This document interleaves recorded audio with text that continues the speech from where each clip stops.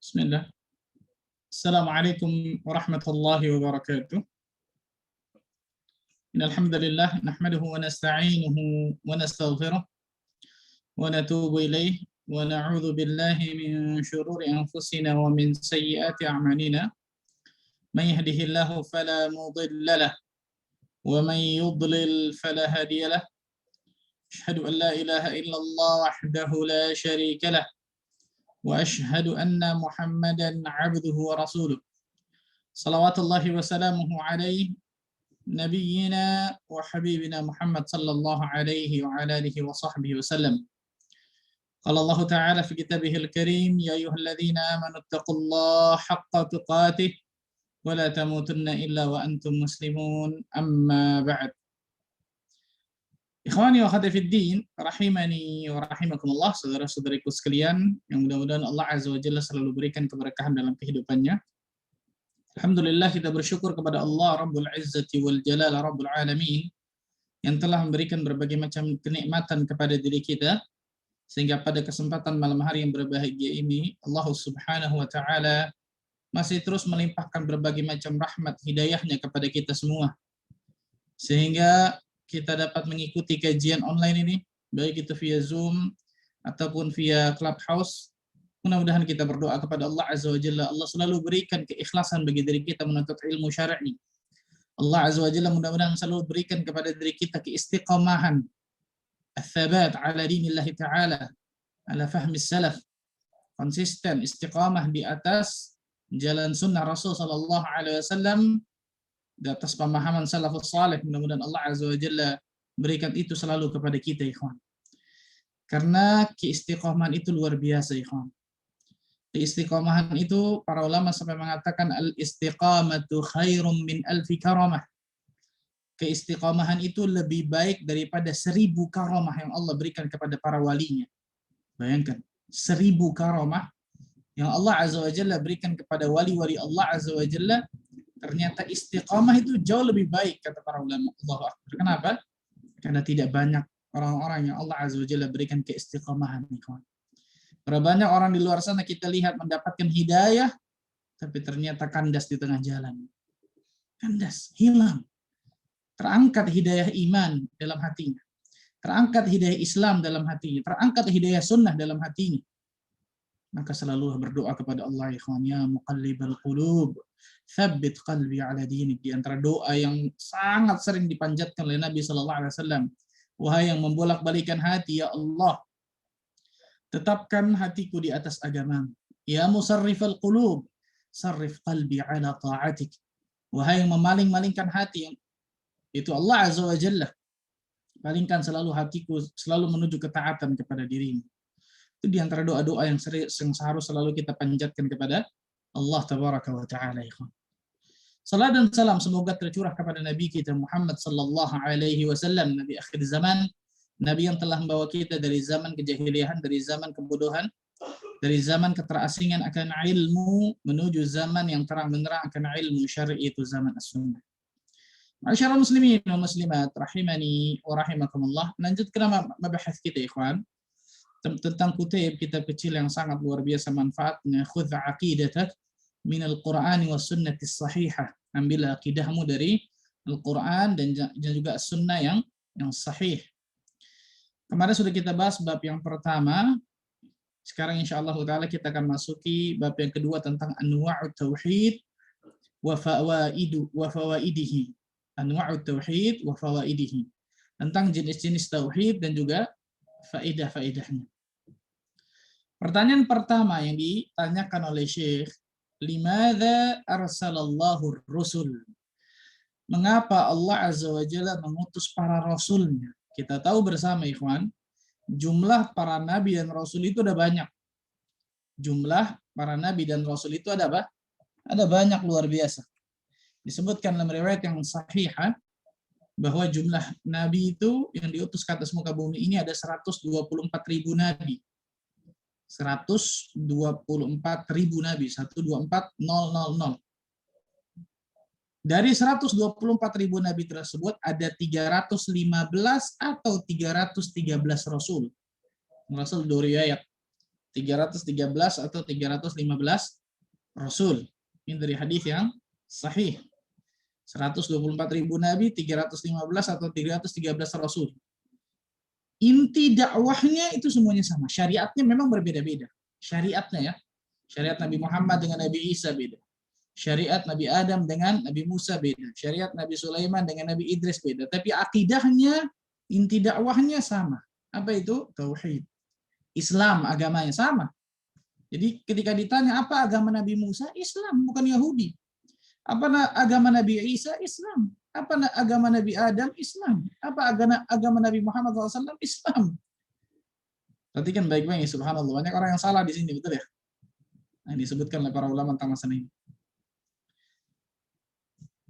Kemudian, ikhwan, seluruh nabi dan rasul tersebut tidak lain tidak bukan tujuan utamanya Allah Azza wa Jalla utus mereka ke atas muka bumi ini, tidak lain tidak bukan adalah apa? Arsalahum lid-da'wati ila ibadatihi. Allah Azza wa Jalla mengutus mereka semua nih, para nabi dan rasul, untuk mengajak beribadah kepada Allah, wa nafi asyirk, dan meniadakan kesyirikan. Meniadakan apa? Kesyirikan, menjauhi kesyirikan. Seluruh nabi dan rasul, coba antum bayangkan, saking pentingnya tentang tauhid, seluruh nabi dan rasul akidahnya sama. Seluruh nabi dan rasul agamanya sama. Seluruh nabi dan rasul tujuan inti dakwahnya sama. Apa itu? Mengajak umatnya agar mentauhidkan Allah, menjauhkan kesyirikan. Allah Azza wa Jalla berfirman dalam surah An-Nahl ayat 36. Surah 16 An-Nahl ayat 36. Wa laqad ba'atsna fi kulli ummatin rasulan an i'budullaha wajtanibut taghut. Dan sungguh kami telah mengutus kepada setiap umat. Setiap umat itu ada rasulnya, ada nabi. Apa tugas nabi dan rasul tersebut kepada umatnya masing-masing? An i'budullaha wajtanibut taghut. Tugas Nabi dan Rasul tersebut menyeru umatnya, hendaklah kalian menyembah hanya kepada Allah dan menjauhi taghut. Lihat, hendaklah kalian menyembah hanya kepada Allah, tauhidullah, dan menjauhi apa? Menjauhi taghut. Syekh Muhammad Jamil Zainu rahimahullahu taala menyebutkan di sini at-taghut asy-syaitanud da'i ila ibadati ghairillah. Beliau menyebutkan di sini di antara definisi dari taghut adalah asy-syaitanud da'i ila ibadati ghairillah. Syaitan yang mengajak beribadah kepada selain Allah. Beliau mendefinisikan ini. Walaupun definisi taghut ini banyak para ulama mendefinisikan. Di antaranya ini betul. Syaitan yang mengajak beribadah kepada selain Allah Azza wa Jalla, itu taghut. Kemudian definisi yang kedua. Karena kata-kata taghut ini, dari kata-kata tagha. Dari kata-kata apa? Tagha, yang artinya melampaui batas. Dari kata-kata tagha, yang artinya melampaui batas. Jadi segala sesuatu yang melampaui batas kepada Allah Azza wa Jalla bisa itu disebut taghut. Kemudian, definisi yang kedua, disebutkan masalah taghut nih. Tadi disebutkan oleh Syekh Muhammad Jamil Zainu dalam kitabnya. Syaitan yang mengajak kepada beribadah kepada selain Allah. Yang kedua, kullu man 'ubida min dunillah wa huwa radin bidzalik. Siapa saja atau apa saja yang disembah selain Allah dan dia ridha. Siapa saja yang disembah selain Allah dan dia ridha dirinya disembah. A'udzubillahi min dzalik. Siapa saja yang disembah selain Allah dan dia apa? Ridha akan penyembahan tersebut. Siapa saja yang disembah selain Allah dan dia apa? Ridha akan penyembahan tersebut. Ini yang kedua. Yang ketiga dikatakan Al-Imam Ibnu Qayyim Al-Jauziyah, lebih luas lagi beliau mengatakan. Al-Imam Ibnu Qayyim Al-Jauziyah rahimahullah taala mengatakan taghut kullu ma tajawaza bihi al-'abdu min ma'budin aw matbu'in aw muta'. Yang namanya taghut adalah segala sesuatu yang menyebabkan seseorang melebihi batasnya. Segala sesuatu yang menyebabkan seseorang melebihi batasnya. Perhatikan ini definisi lebih luas nih. Segala sesuatu yang menyebabkan seorang hamba melebihi batasnya. Baik itu sesuatu yang diibadahi, baik itu sesuatu yang diibadahi, diikuti atau ditaati. Baik itu sesuatu yang diibadahi, diikuti atau ditaati. Ini dikatakan oleh Imam Al-Qayyim Al-Jauziyah rahimahullah ta'ala. Kullu ma tajawaza bil 'abdu min ma'budin aw matbu'in aw muta'. Segala sesuatu yang menyebabkan seseorang hamba itu melebihi batasnya, baik sesuatu yang diibadahi, diikuti atau ditaati. Itu taghut. Syekh Muhammad At-Tamimi rahimahullah ta'ala menyebutkan taghut ini ada banyak, luar biasa. Tapi ru'asanya, pemimpinnya atau yang paling besar taghut itu ada 5.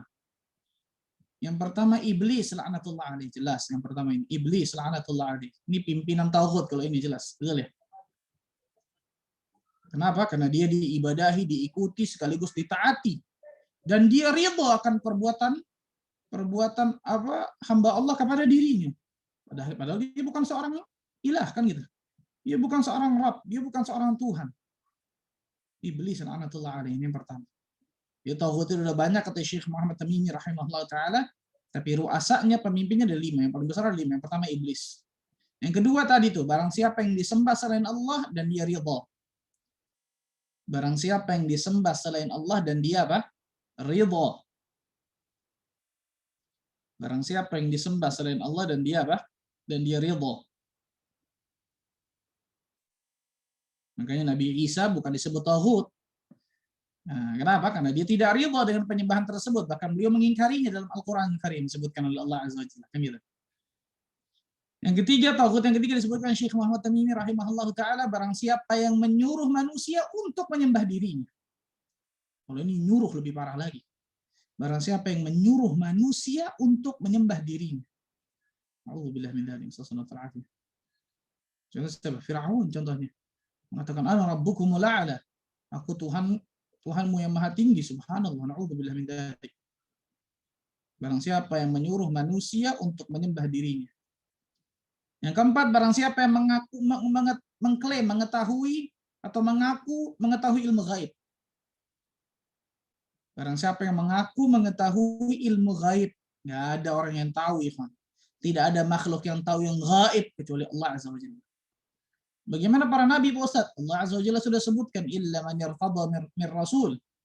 Kecuali dari apa? Dari rasul-rasul yang Allah ridai, Allah bukakan sedikit dari ilmu gaibnya Allah Azza wa Jalla. Illa man yartada min rasul. Kecuali kepada rasulnya yang Allah ridai, Allah bukakan sedikit dari ilmu gaibnya Allah. Tapi hukum asalnya tidak ada yang mengetahui gaib kecuali apa? Kecuali Allah Azza wa Jalla. Maka barang siapa yang mengaku mengetahui ilmu gaib yang mutlak, maka ini termasuk apa? Taghut. Na'udzubillah min dzalik. Yang kelima, barang siapa yang berhukum dengan hukum selain Allah. Ini pembahasannya panjang. Karena butuh apa? Perincian yang sangat luar biasa panjang. Barang siapa yang berhukum dengan hukum selain Allah. Barang siapa yang berhukum dengan hukum selain Allah Azza. Ini 5. Nah, ini disebutkan tentang masalah ini. Ala kuliah kita kembali, ikhwan. Jadi seluruh tugas para nabi dan rasul tidak lain tidak bukan adalah apa? Adalah mengajak umatnya untuk menyembahnya kepada Allah, menjauhi taghut, menjauhi sesembahan selain Allah Azza wa Jalla. Rasul sallallahu alaihi wasallam mengatakan hadis yang sahih yang diriwayatkan muttafaqun alaih, al-anbiya ikhwatun li'allat wa dinuhum wahid. Para nabi itu bersaudara. Para nabi itu apa? Bersaudara. Satu bapak lain ibu. Satu bapaknya siapa? Abul Anbiya, Nabi Ibrahim alaihissalam.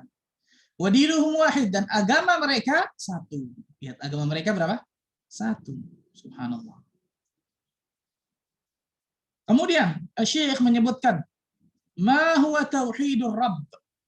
Apa yang dimaksud dengan tauhidur rabb, yaitu apa yang dimaksud dengan tauhid rububiyah. Perhatikan nih.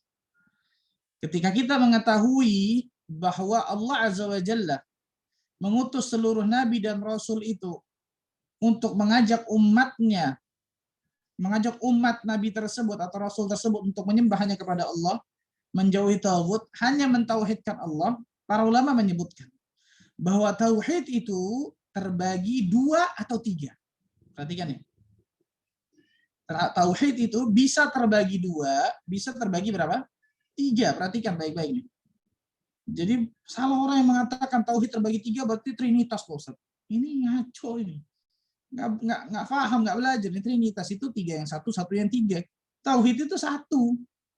Kita menyembah kepada Allah Azza wa Jalla, tapi menyebutkan, menjelaskan untuk litashil kata para ulama, untuk memudahkan umat, memudahkan manusia untuk memahami tauhid.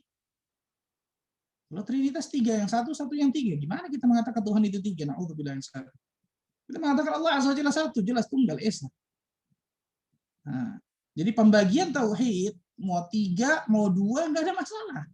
Perhatikan baik-baik nih. Nah, Syekh Abdul Razak punya buku bagus banget masalah ini nih. Orang-orang yang mengingkari pembagian tauhid. Yang kita kenal terbagi 3, betul ya? Yang pertama tauhid rububiyah, yang kedua tauhid uluhiyah, yang ketiga tauhid asma wa sifat. Ini yang ma'ruf, ini yang kita ketahui.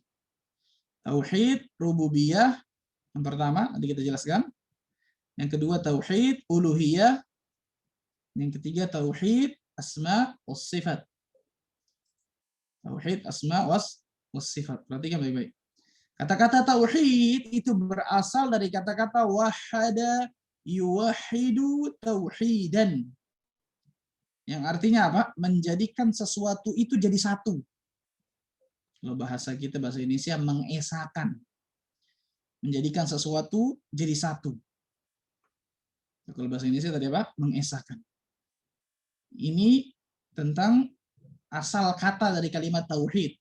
Wahada yuwahidu tauhidan. Jadi tauhid itu berasal dari isi masdar, atau dari masdar dari kata-kata wahada. Yuwahidu tauhidan. Nah, ini masalah apa? Tauhid. Ini tentang masalah tauhid. Dan terbagi tadi yang kita sebutkan berapa? Terbagi 3. Rububiyah, uluhiyah, asma sifat. Tapi tauhid ini pula kata para ulama bisa terbagi 2. Nah, perhatikan baik-baik ini. Tauhid ini pula bisa terbagi berapa? Bisa terbagi 2. Tauhid terbagi 2 disebutkan oleh para ulama, namanya tauhidul ma'rifah. Namanya apa? Tauhidul ma'rifah.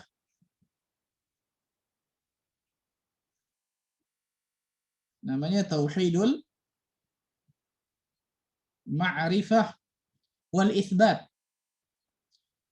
Nah, namanya tauhid ma'rifah wal itsbat. Ini kalau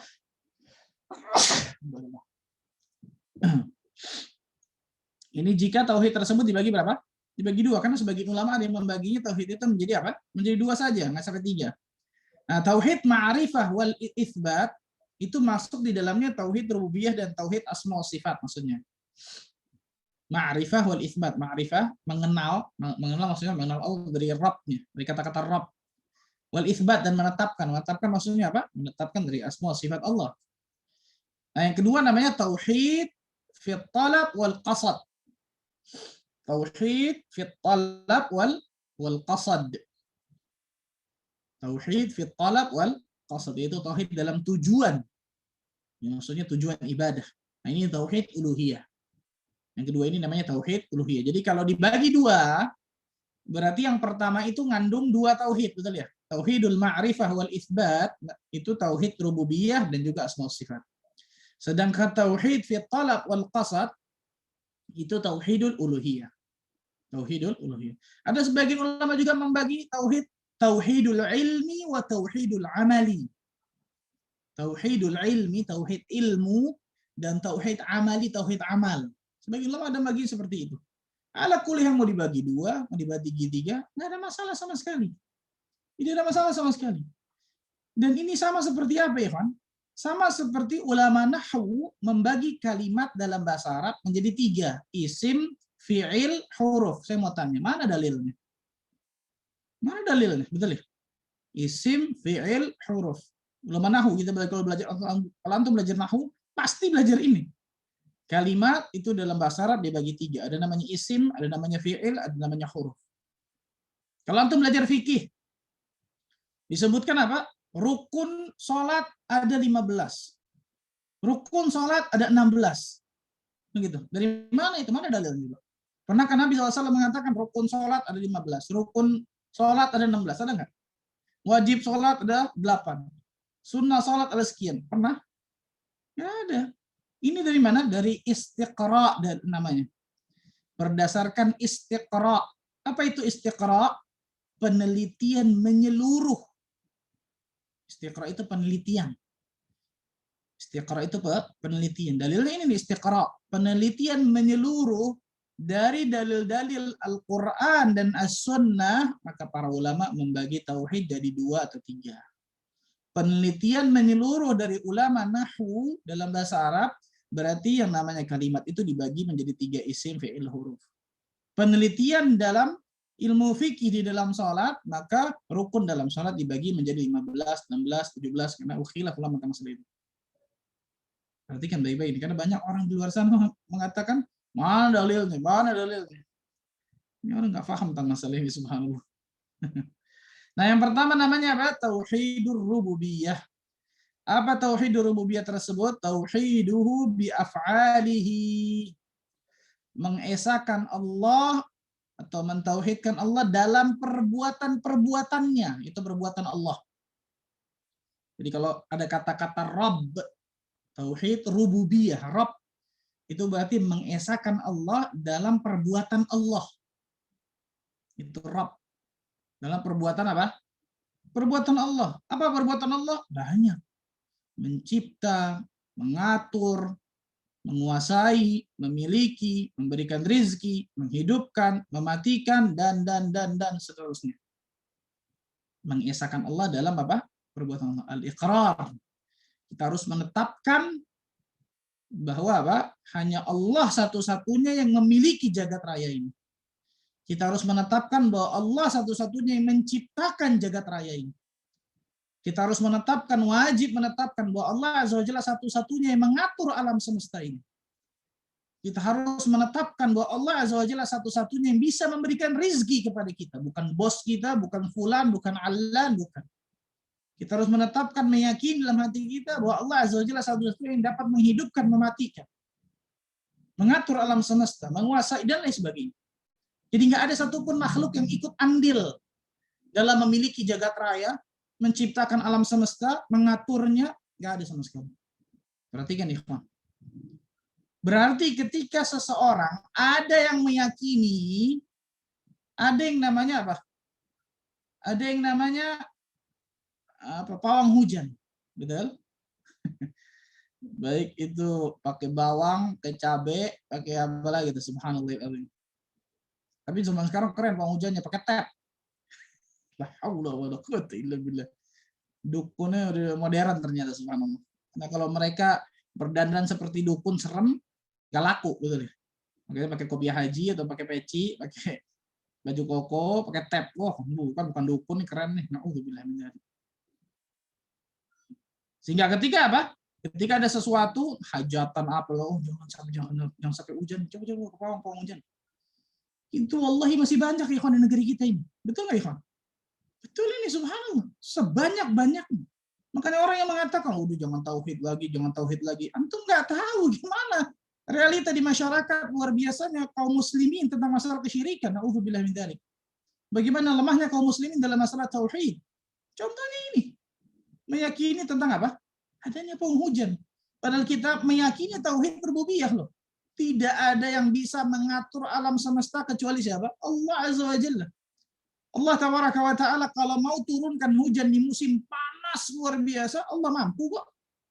Allah Azza wa Jalla kalau mau panaskan di musim dingin seperti apapun, Allah mampu kok. Allah ngatur. Dan makhluk sama sekali nggak ada ikut andil sama sekali. Tidak ada sama sekali ikut andil dalam pengaturan jagat raya alam semesta ini. Dan wajib kita apa? Wajib kita meyakini tentang masalah ini. Perhatikan baik-baik. Karena tauhid rububiyah ini, ikhwan, diakui oleh orang-orang kafir Quraisy. Perhatikan baik-baik nih. Kafir Quraisy meyakini tauhid rububiyah. Antum banyak dalilnya. Di antara antum sebutkan yang antara 3. Antum buka surat Luqman. Surat 31 ayat 25. Surat Luqman, surat 31 ayat 25. Wala in sa'altahum man khalaqas samawati wal arda la yaqulunna Allah. Kalau engkau tanyakan kepada mereka ya Muhammad, kepada kafir Quraisy nih, siapa yang ciptakan langit dan bumi? mereka pasti akan jawab Allah. Mereka pasti akan jawab siapa? Allah tabaraka wa ta'ala. Bayangkan, subhanallah. Atau Allah azza wa jalla sebutkan dalam surah Az-Zukhruf, surah 43 ayat 87. Surah 43 ayat 87. Wala in sa'altahum man khalaqahum la yaquluna Allah. Kalau engkau tanyakan kepada mereka, Muhammad, siapa yang ciptakan diri-diri mereka tuh? Mereka pasti akan jawab Allah. Az-Zukhruf ayat 87. Atau yang lebih jelas lagi tuh dalam surat Yunus. Surat 10 ayat 31. Surat 10 ayat 31. Qul, katakan ya Muhammad kepada mereka tuh. Mari man yarzuqukum minas sama'i wal ard. Siapa yang memberikan rizki kepada mereka dari langit dan dari bumi? Amma yamlikus sama'a wal absar. Siapa yang memiliki pendengaran dan penglihatan? Ngasih kita pendengaran, penglihatan, memiliki siapa? Allah yang memiliki, kan gitu maksudnya. Wa may yukhrijul hayya minal mayyiti wa yukhrijul mayyita minal hayy. Siapa yang dapat menghidupkan yang mati, mematikan yang hidup? Wa may yudabbirul amr. Siapa yang dapat mengatur segala urusan? Fasayaquluna Allah. Mereka pasti akan jawab Allah. Faqul afala tattaqun. Katakan kepada mereka, mengapa mereka tidak bertakwa kepada Allah? Jelas, kafir Quraisy meyakini Allah azza wa jalla ciptakan langit dan bumi, Allah ciptakan diri mereka, Allah azza wa jalla yang berikan rezeki kepada mereka langit dari bumi, Allah azza wa jalla yang mematikan, menghidupkan, Allah yang mengatur alam semesta. Kafir Quraisy meyakini ini. Kafir Quraisy. Sekarang kaum muslimin Islam, KTP-nya Islam, betul? Meyakini adanya penghujan. Nauzubillah min dzalik. Sallallahu alaihi. Berarti kan gimana ini akidahnya, ikhwan? Mana tauhidnya ini? Terus kita dikatakan jangan tauhid mulu. Jangan, Allahu akbar, subhanallah ya. Tauhid manusia rusak itu semua. Gak ada manfaatnya ibadahnya ketika tauhid rusak. Sama seperti apa? Tidak ada manfaatnya sholatnya kalau wudhunya itu batal, wudhunya rusak, kan gitu.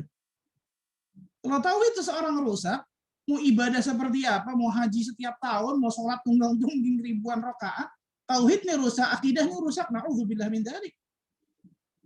Allahumma musta'an, subhanallah. Dan itu masih luar biasa banyaknya di negeri kita, ikhwan. Butuhnya kesabaran. Mendakwahkan dakwah tauhid. Dan itu dakwah para nabi dan rasul. Dakwah yang membawa keberkahan.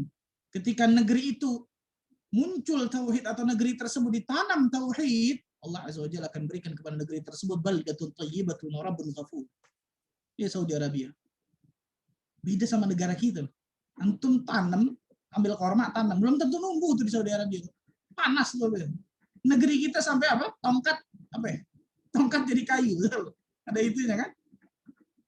Tapi pertanyaannya, mana yang lebih Allah berkahi? Kan gitu. Allahu akbar, subhanallah. Perhatikan baik-baik. Karena ditanam di sana iman, ditanam tauhid, yang ditanam Al-Qur'anul Karim, cinta kepada Al-Qur'an dan lain sebagainya, subhanallah. Tauhid rububiyah ini yang pertama. Pertanyaannya sekarang, apakah ketika seseorang sudah mentauhidkan Allah azza wa jalla dalam rububiyah dikatakan dia Islam? Belum. Kenapa? Tadi itu tauhid rububiyah ini disebutkan oleh para ulama, ini fitrah yang Allah azza wa jalla masukkan kepada setiap hamba, bahkan setiap makhluk hidup. Sebagian ulama sampai ada mengatakan seperti itu. Ini fitrah yang Allah azza wa jalla masukkan kepada setiap hamba, bahkan seluruh makhluk. Seluruh makhluk hidup. Makanya ketika seorang mentauhidkan Allah dalam rububiyah, belum otomatis dikatakan dia seorang muslim. Ada yang kedua nih. Dan yang kedua ini yang menjadi fasil, pembeda. Dia seorang muslim atau bukan. Namanya apa? Tauhid uluhiyah atau tauhid ubudiyah, sama. Al-uluhiyah dengan al-ubudiyah sama. Apa itu? Ifradullah ta'ala bil ibadah.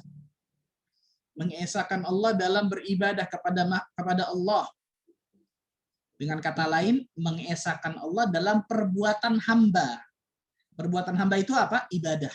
Ibadah kita nih, ibadah hamba kepada Allah. Kalau tadi tauhid rububiyah, mengesahkan Allah dalam perbuatan Allah, betul ya? Nah, kalau ini tauhid uluhiyah, mengesahkan Allah dalam perbuatan hamba. Perbuatan hamba maksudnya apa? Ibadah seorang hamba kepada Allah.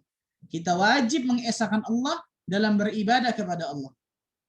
Dan yang namanya ibadah cakupannya luas. Doa itu ibadah. Jadi bukan hanya sholat, bukan hanya puasa, bukan hanya sedekah, bukan hanya zakat, bukan hanya umroh, haji. Itu ibadah sahih. Tapi cakupannya juga luas tentang ibadah. Doa ibadah. Menyembelih ibadah. Nggak boleh dia palingkan kepada selain Allah, kan gitu. Nggak boleh seseorang menyembelih kepada selain Allah. Nazar ibadah. Isti'adzah, meminta perlindungan itu ibadah. Nggak boleh seseorang meminta perlindungan yang perlindungan tersebut hanya Allah yang bisa berikan, kecuali dia harus tujukan harus kepada Allah. Ketika dia meminta perlindungan kepada jin, meminta perlindungan kepada penunggu pohon, ratu selatan, auzubillah min dzalik, terjatuh dalam kesyirikan. Isti'anah, meminta pertolongan, ibadah. Istighatsah, meminta pertolongan di dalam keadaan terdesak, sulit, ibadah. Nah, subhanallah. Jadi ibadah itu sangat apa? Sangat luar biasa banyaknya. Bukan hanya kita tahu sholat, puasa dan sebagainya. Contoh, khauf, rasa takut.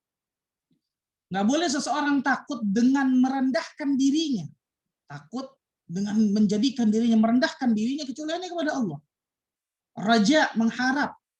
Nggak boleh seseorang mengharap sampai kemudian mengharapnya tersebut merendahkan dirinya kecuali hanya kepada Allah.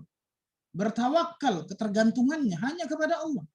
Al-mahabbah, rasa cintanya, dan lain sebagainya. Jadi ibadah itu bisa qalbiyah, bisa hati. Qalbiyah itu hati, ibadah hati. Tadi itu khauf, rasa takut, raja, rasa harap, al-mahabbah, rasa cinta, tawakal, ketergantungan. Itu ibadah hati. Bisa juga apa? Ibadah badaniyah. Bahkan ibadah badaniyah dan qalbiyah yang kedua ini. Salat, zakat, haji, jihad. Itu kan ibadah badan dan juga hati juga masuk di situ. Salat berarti kan harus khusyuk kan gitu. Haji harus ikhlas dan lain sebagainya. Ini dua, badaniyah dan juga qalbiyah. Bisa juga ibadah apa? Ibadah harta, kata para ulama tentang masalah itu. Mengeluarkan uang, membeli hewan kurban kemarin untuk menyembelih, nggak boleh ditujukan kepada selain Allah dan lain sebagainya. Nah, yang kedua ini kata para ulama yang membedakan dia seorang muslim atau bukan. Tauhid uluhiyah atau ubudiyah. Jatuhnya di sini nih kafir Quraisy nih. Mereka meyakini tauhid rububiyah tapi mereka jatuh di tauhid uluhiyah.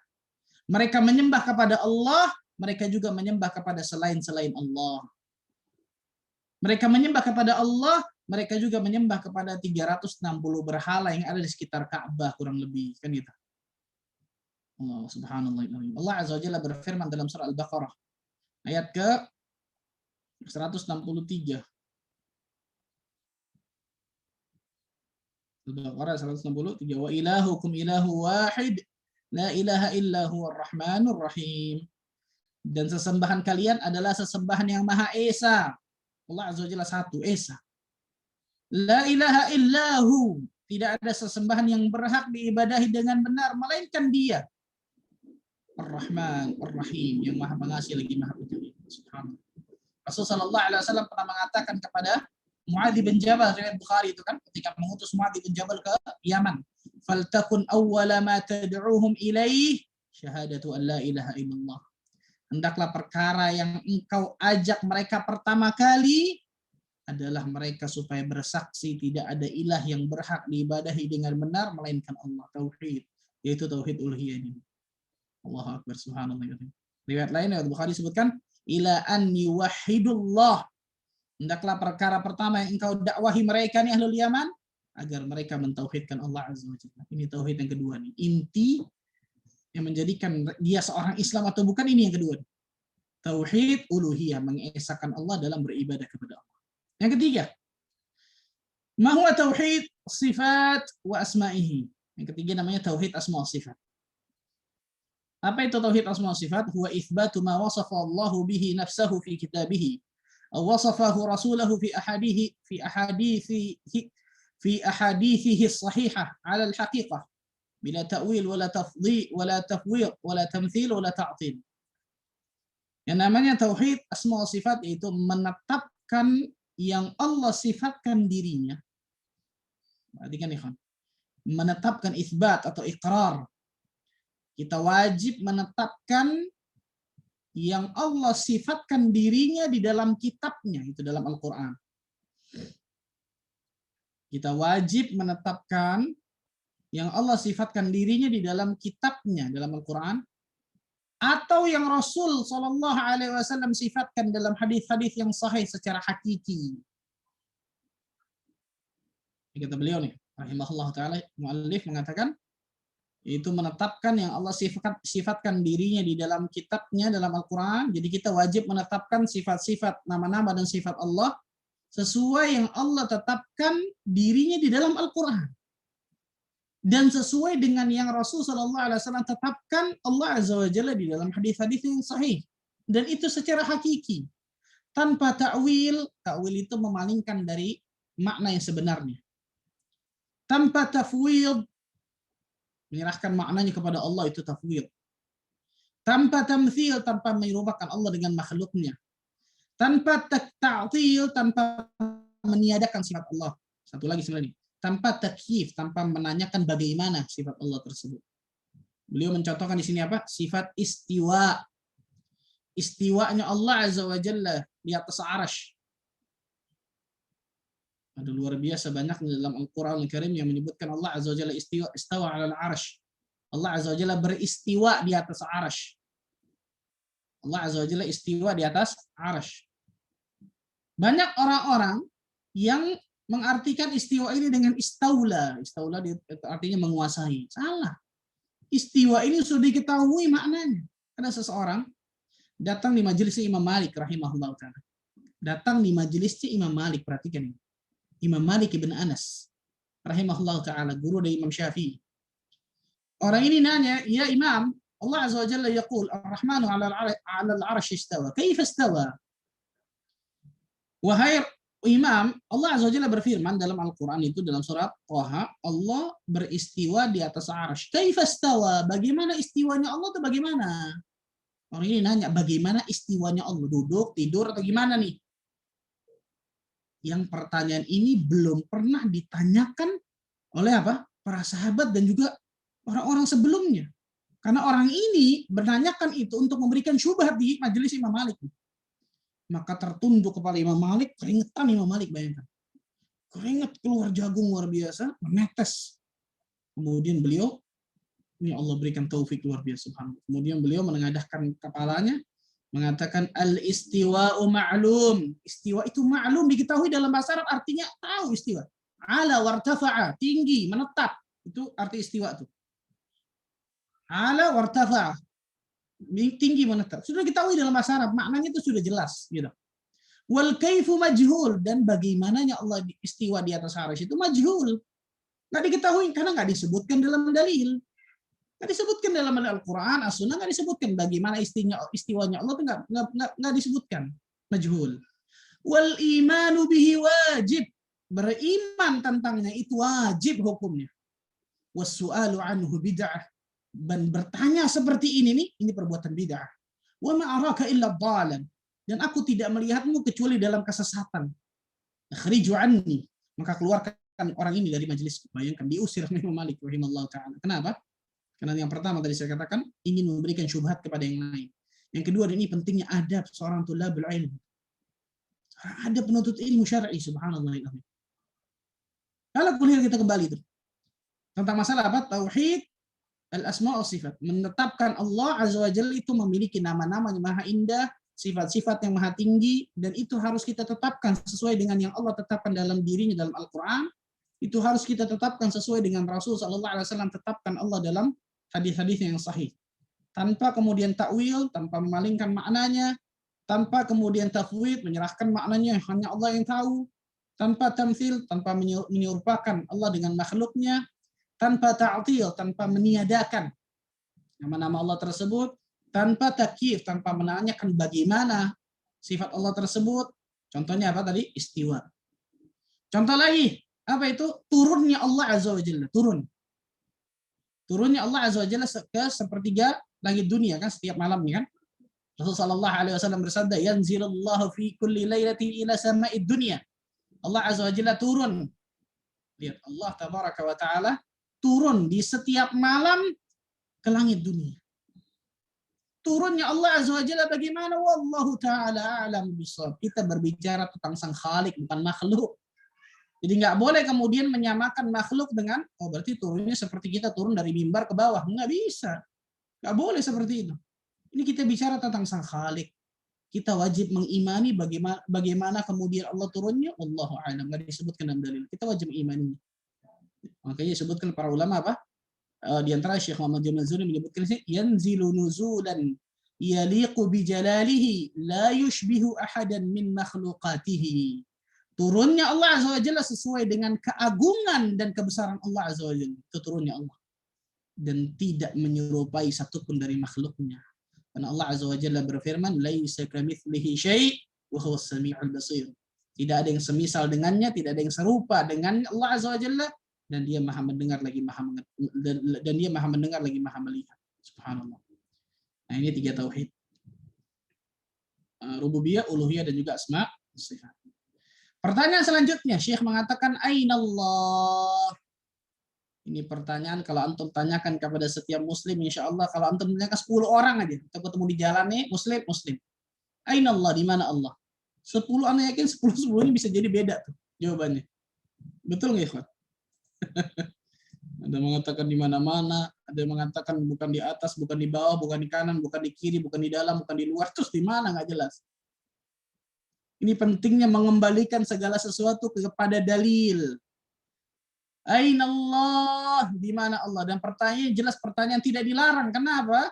Karena Rasul SAW bertanya pertanyaan ini kepada Jariyah, hadis Muslim, sahih.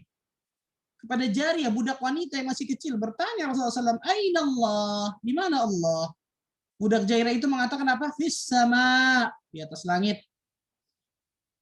Di atas apa? Di atas langit. Man ana, siapa aku, kata Nabi SAW, anta Rasulullah. Engkau adalah Rasulullah. A'tiqha fa innaha mu'minah, kata Nabi SAW. Bebaskan dia karena dia seorang mukminah. Allahu Akbar. Mungkin kalau budak Jariyah itu mengatakan Allah di mana-mana, nggak suruh bebasin sama Nabi SAW. Ini aina Allah, di mana Allah? Ini pertanyaan luar biasa, penting, luar biasa. Perhatikan nih, pertanyaan seperti ini bukan pertanyaan apa? Bukan pertanyaan dilarang, salah, subhanallah. Karena pertanyaan ini telah tetap sabit dari Nabi SAW, seperti disebutkan riwayat Muslim dari sahabat yang mulia Muawiyah bin Hakam As-Sulami. Muawiyah bin Hakam As-Sulami radhiyallahu anhu. Allahu fawqal 'arsy 'ala as-sama'. Allah Azza wa Jalla berada di atas 'arsy, di atas langit. Nah, ini surat Thaha ayat 5 tadi. Ar-Rahmanu 'alal 'arsy istawa. Allah Azza wa Jalla yang Maha Murah beristiwa di atas 'arsy.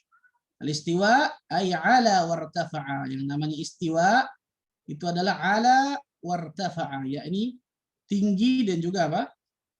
Tinggi, meninggi, menetap.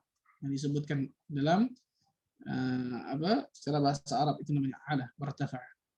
Kemudian dalam hadis Bukhari disebutkan innallaha kataba kitaban, sesungguhnya Allah Azza wa Jalla menuliskan satu kitab. Sampai kemudian hadisnya fahuwa 'indahu fawqal 'arsy. Fahuwa 'indahu fawqal 'arsy, dan di kitab itu ada di sisinya di tinggi di atas 'arsy. Ada sisinya di tinggi di atas 'arsy. Perhatikan baik-baik. Kalau antum buka ya kan, kalau antum buka nih perkataan-perkataan dari para sahabat, tabi'in, tabi'ut tabi'in, aimmatul mujtahidin, para ulama salaf terdahulu semuanya sepakat. Ini akidah loh. Ini masalah akidah loh. Bukan masalah fikih yang boleh berbeda pendapat. Mungkin beda pendapat Ustaz. Ada mengatakan Allah di mana-mana, ya nggak apa-apa. Salah. Salah. Saya bacakan perkataan Al-Imam Abu Hanifah rahimahullah ta'ala. Perhatikan. Imam Abu Hanifah, kita tahu bersama. Siapa beliau, betul ya? Al-Imam Abu Hanifah rahimahullah ta'ala mengatakan luar biasa. Man ankara anna Allah ta'ala fis sama' faqad kafar. Dalam Fiqhul Akbar, dalam kitab Fiqhul Akbar, beliau mengatakan barang siapa yang mengingkari keberadaan Allah di atas langit, maka dia telah kafir. Maka dia telah apa? Kafir. Perhatikan nih. Ini bukan aneh ngomong ya. Imam Abu Hanifah rahimahullah ta'ala. Subhanallah. Dari Abu Muti' Al-Hakam bin Abdullah Al-Bakhli.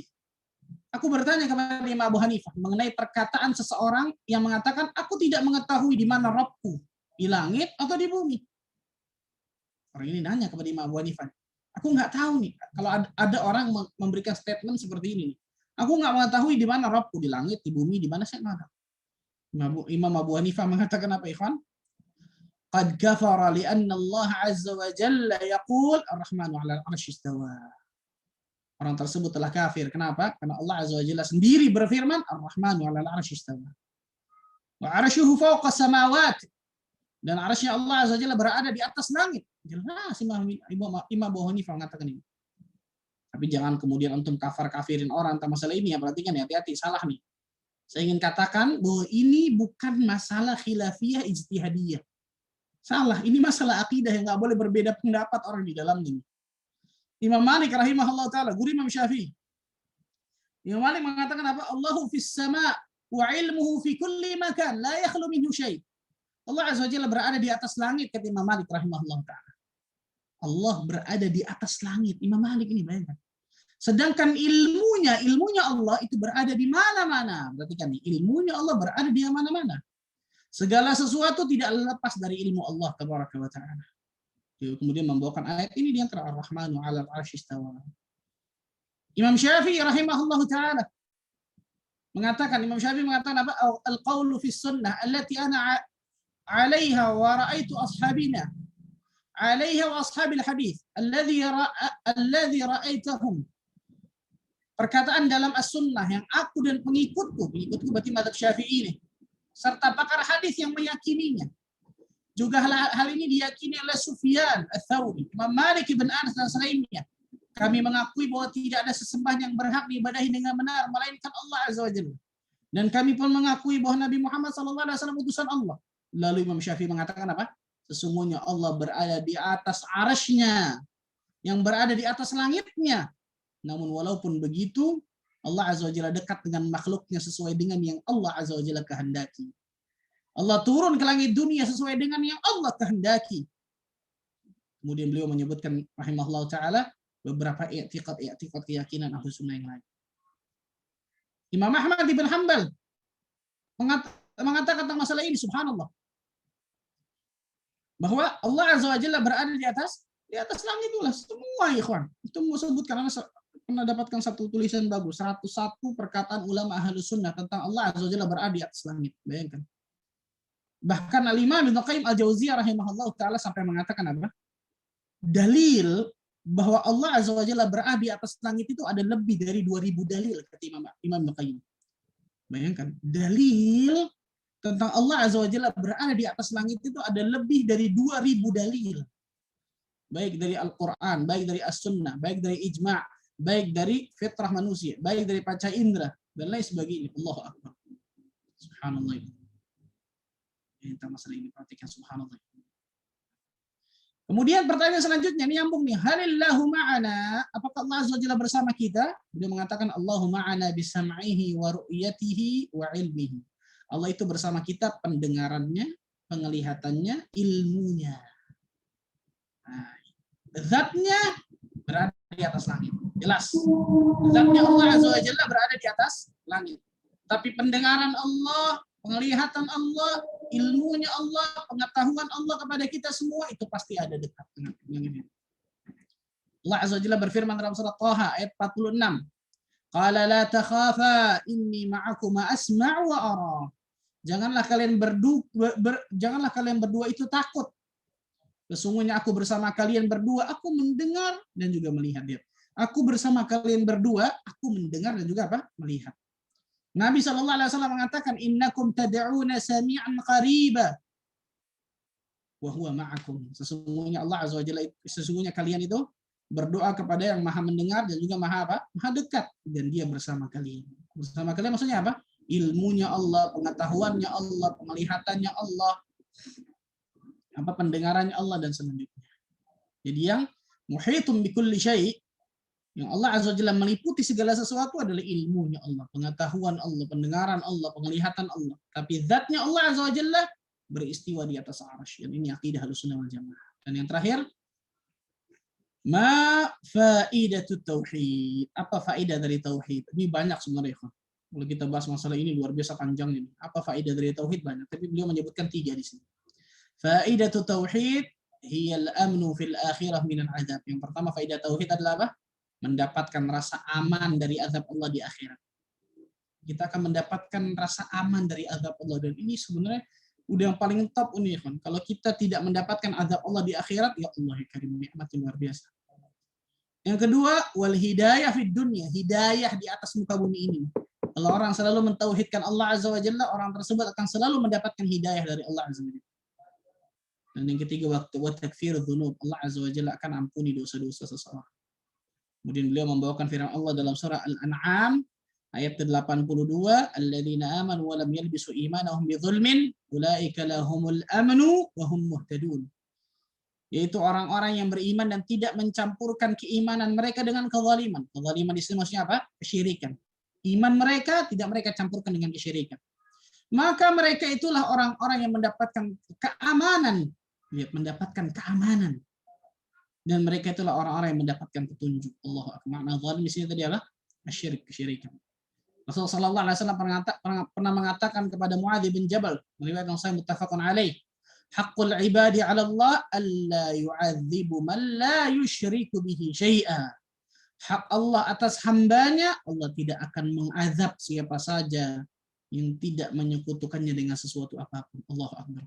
Ketika orang itu mentauhidkan Allah khalisan, mentauhidkan Allah dengan ikhlas, tahqiqut tauhid, merealisasikan tauhid dalam hidupnya, maka orang tersebut insyaallah taala minimal akan dapatkan tiga ini. Dia akan dapatkan apa yang pertama tadi? Keamanan dari azab Allah di akhirat. Yang kedua apa?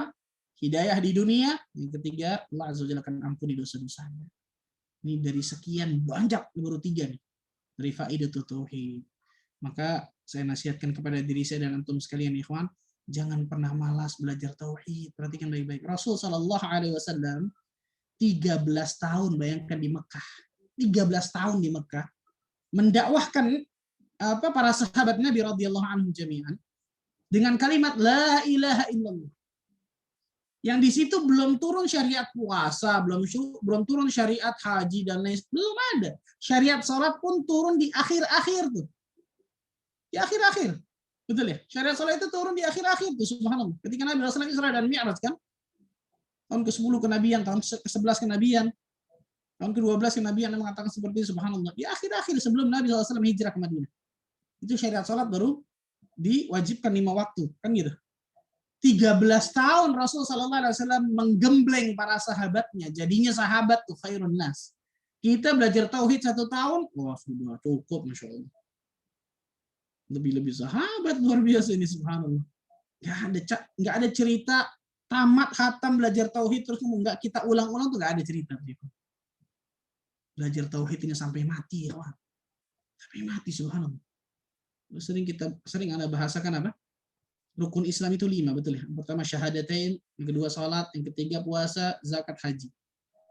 Yang kedua, ketiga, keempat, dan kelima, ini seperti angka 0. 0, 0, 0, 0. Dan yang pertama syahadatain itu angka 1. Kalau antum sholat, puasa, zakat, bahkan haji, tapi antum nggak ucapin syahadat, nggak ada nilainya 4 ini, betul ya? Tidak akan pernah ada nilainya, karena 0 semua. Kalau yang pertama syahadatain, kalau antum syahadatain masih ada nilainya 1, kan gitu. Apalagi kalau 5-5-nya dikerjakan. Syahadatain, sholat, puasa, zakat, haji, luar biasa. Allahu akbar. Perhatikan baik-baik ini.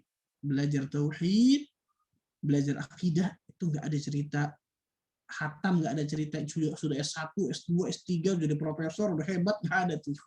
Sampai mati kita harus belajar tauhid ini. Nggak ada cerita bosan untuk belajar tauhid, karena luar biasa berapa banyak kita lihat kaum muslimin yang ternyata bahkan diri kita sendiri di dalam kehidupan kita ternyata ketika Allah Azza wa Jalla berikan mungkin ujian dan lain sebagainya, tauhid kita ternyata goyang. Nah, ini penting tentang masalah selalu belajar apa? Belajar tauhid, akidah yang benar. Wallahu a'lam bishawab. Itu mungkin yang saya bisa sampaikan. Silakan, mungkin ada pertanyaan. Barakallahu fiik Ustaz. Jazakallahu khairan atas ilmunya dan juga nasihat-nasihatnya dalam pembahasan bab kedua dari kitab yang sedang kita bahas ini. Selanjutnya kita masuk ke sesi tanya jawab untuk ikhwata fil azan yang wayakum, baik di Zoom atau di Clubhouse, akan kami gilir satu persatu, yang dimulai dari Clubhouse dulu, Ustaz. Di Zoom boleh ditulis pertanyaannya, nanti insya Allah dibacakan.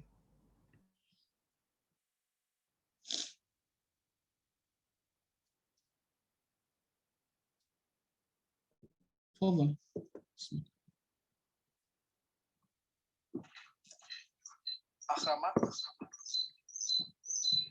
Baik. Iya, ini udah dinaikin. Assalamualaikum Ustaz. Saya mau Waalaikumsalam melengkapi catatan warahmatullahi ini Ustaz, tadi ada tauhid yang terbagi dua itu tauhidul ma'rifah wal isbat yang di dalamnya itu sorry tadi lupa Ustaz, itu potong tuh, yang satunya lagi tauhid fitqala wa qasad ya Ustaz ya. Nah, Yang termasuknya tauhid uluhiyah. nah, yang pertama namanya tauhidul ma'rifah wal isbat. Itu yang termasuk di dalamnya ada dua tadi Ustaz, tauhid Tauhid rububiyah dan tauhid asma wa sifat. Ustaz, jazakallahu khairan Ustaz. Ya, yang kedua namanya tauhid fit talab wal qasad. Fit talab wal qasad.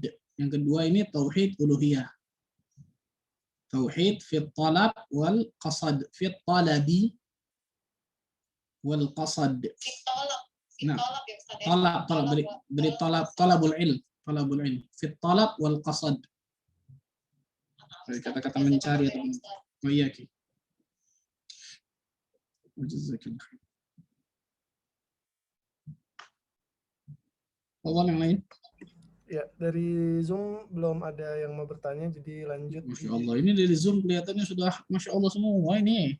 Masalah atau bingung Ustaz? Masih ketik Ustaz. Ini ada selanjutnya Fitri ya. Mohon untuk tidak melembutkan suaranya untuk akhwat yang ingin hendak bertanya. Fadl, silakan. Waalaikumsalam warahmatullahi wabarakatuh. Izin bertanya Ustaz. Nah. Bagaimana ketika kita mau mengucapkan terima kasih ke seseorang karena sesuatu yang udah dia lakukan ke kita, semisal makasih ya kalau kamu aku jadi selamat, atau makasih ya kalau nggak ada kamu pasti aku nggak akan selamat gitu, atau aku pasti bahaya gitu.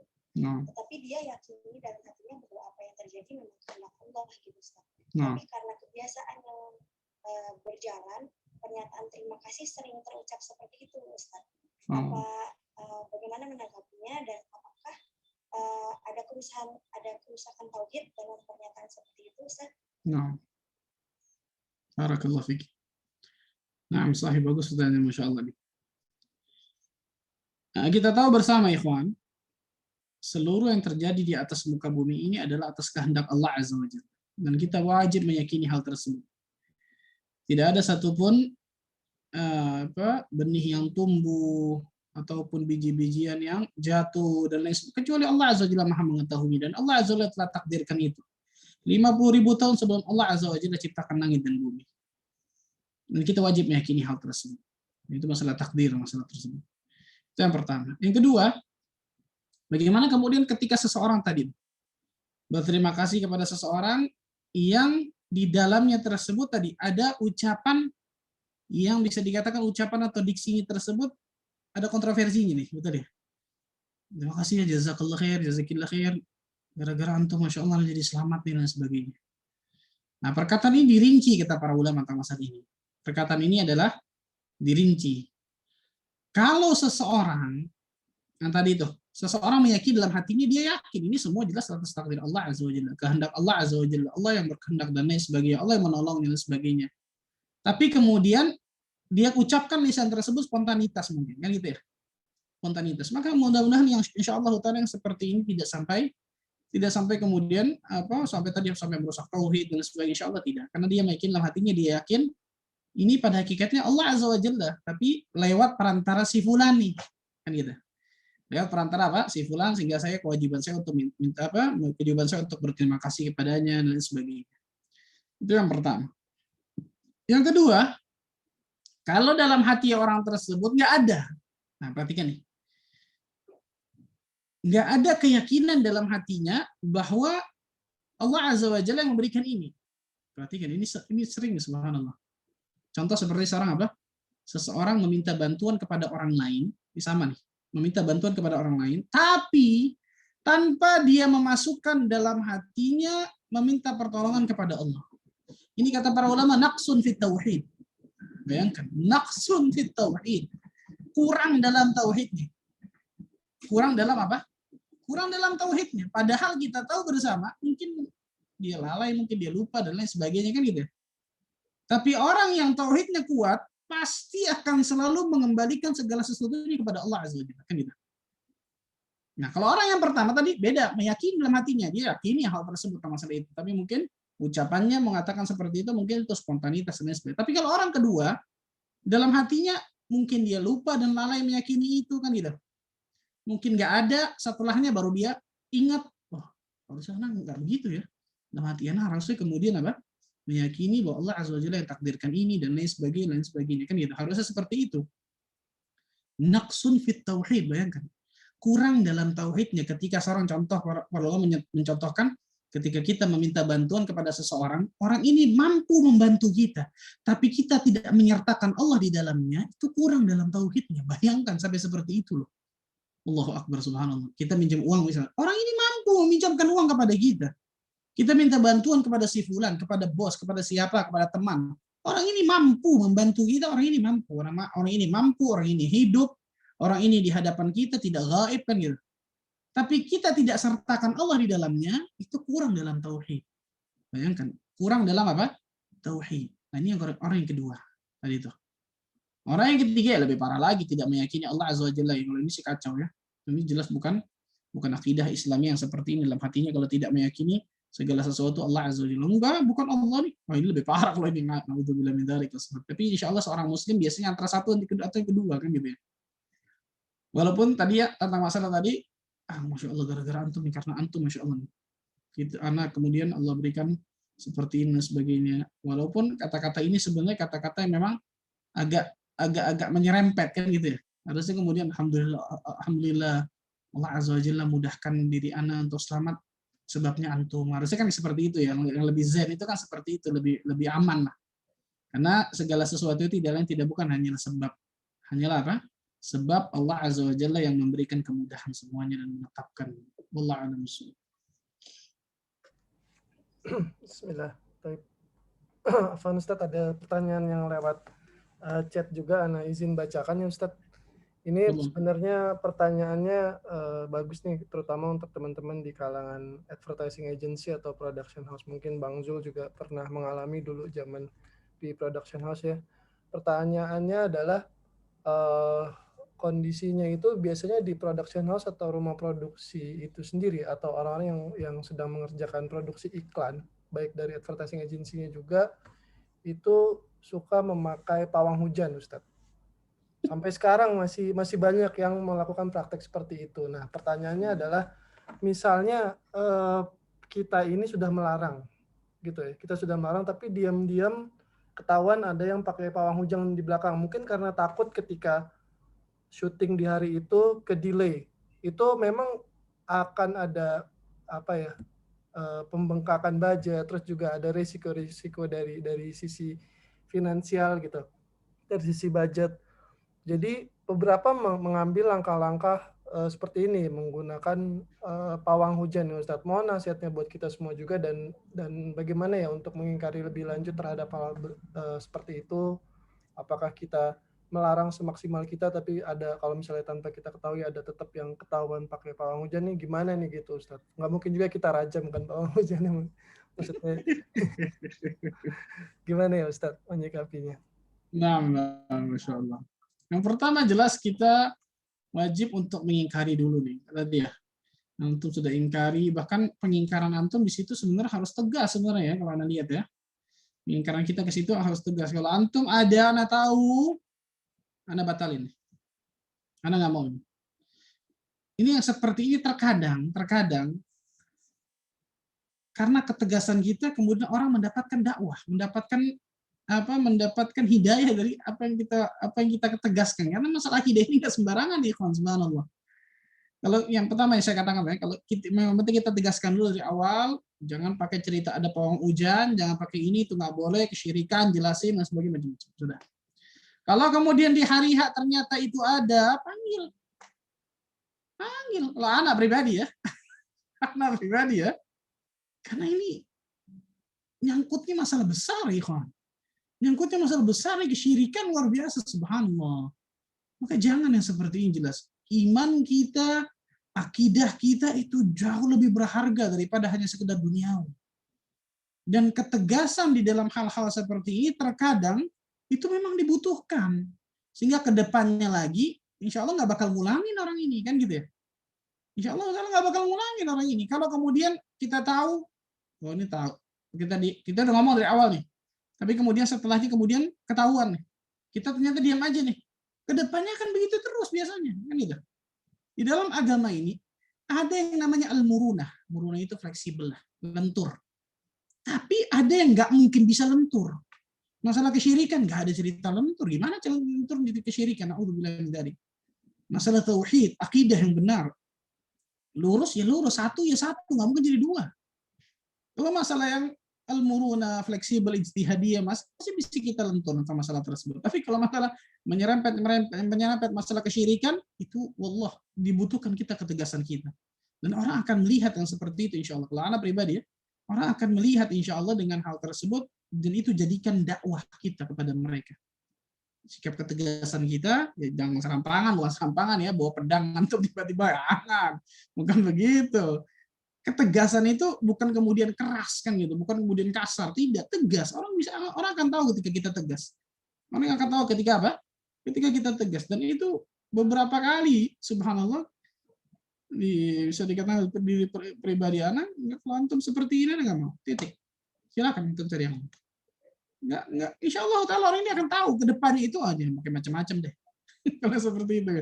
Tapi kalau kita nggak memberikan ketegasan dari awal, takutnya ke depannya akan terus dimudahkan dan sebagainya. Dan perhatikan, saya katakan tadi, akidah kita jauh lebih mahal, jauh lebih berharga daripada hanya sekedar dunia. Allah alam. Cuman bisa kalau yang semoga dipegang buat teman-teman yang berapa masih terkait atau sangat tegas dalam hal ini. Dan selanjutnya ada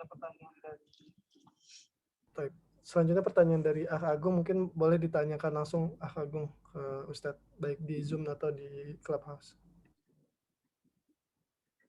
Assalamualaikum warahmatullahi wabarakatuh, Ustadz. Semoga Ustadz diberikan kesehatan selalu oleh Allah Subhanahu wa Ta'ala beserta keluarga. Ustadz, saya mau bertanya, biasanya kan di dalam beberapa ayat Al-Quran, contohnya di An-Nahl 36 tadi tentang menurunkan Rasul, Nabi dan Rasul, itu Allah menggunakan kata kami, gitu. Ataukah itu memang cuma sekedar tafsiran, atau ada maksud tertentu di balik itu yang berkaitan dengan kebesaran Allah? Itu pertanyaannya Ustadz, mohon dijelaskan kira-kira seperti apa itu Ustadz. Barakallahu fiikum. Kata-kata kami di dalam bahasa dalam Al-Qur'an Karim, betul diterjemahkan biasa kami menurunkan, biasa, betul ya? Ya, betul Ustadz. Betul. Yang pertama, ikhwan, Al-Qur'an itu diturunkan dengan bahasa Arab, betul ya? Bukan bahasa kita, bahasa Indonesia, bahasa Inggris, tapi bahasa Arab. Dan Allah Azza wa Jalla punya hikmah tersendiri kenapa Allah Azza wa Jalla pilih bahasa Arab. Allah sebutkan itu dalam Al-Quran, afala ta'qilun, apakah kalian tidak berpikir? Karena itu setiap kata yang ada di dalam Al-Quran tidak boleh kita fahami dengan pendekatan bahasa kita. Tidak boleh kita fahami dengan pendekatan bahasa kita nih, karena biasa akan memberikan kesimpulan yang berbeda kalau begitu. Nah, jadi difahami harus seperti apa? Dengan tata bahasa Arab, dengan kaidah bahasa Arab, subhanallah. Nah, yang kedua disebutkan, kata kami di dalam Al-Quran, atau kata kami dalam bahasa Arab, itu tidak selalu menunjukkan kata ganti jamak yang banyak gitu. Karena kata-kata kami di dalam Al-Quran ini digunakan untuk lit-ta'zim, untuk mengagungkan orang yang berbicara. Untuk apa? Ini diantara penggunaan ini hebat di bahasa Arab nih, digunakan untuk mengagungkan diantaranya mengagungkan orang yang berbicara, subhanallah. Itu disebutkan oleh para ulama tamasil seperti Syekhul Islam Ibnu Taimiyah menyebutkan, contoh Allah menyebutkan inna fatahna laka fatham mubina dalam surah Al-Fath ayat pertama. Sesungguhnya kami memberikan kemenangan nyata bagi kalian. Kan gitu. Kami di sini apakah semua? Ya jelas Allah Azza wa Jalla. Allah Azza wa Jalla tidak menyebut dirinya dengan apa? Ana di situ dengan hanya dirinya, tapi kami di antara di sini untuk apa? Litta'zim, untuk apa? Untuk pengagungan. Untuk pengagungan disebutkan. Dan disebutkan oleh para ulama, Allah Azza wa Jalla tidak pernah menyebut dirinya dengan kata yang menunjukkan makna ganda sama sekali.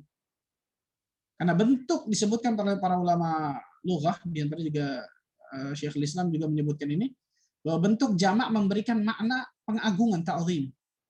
Dan itu jelas sangat-sangat berhak Allah Azza wa Jalla menyandangnya.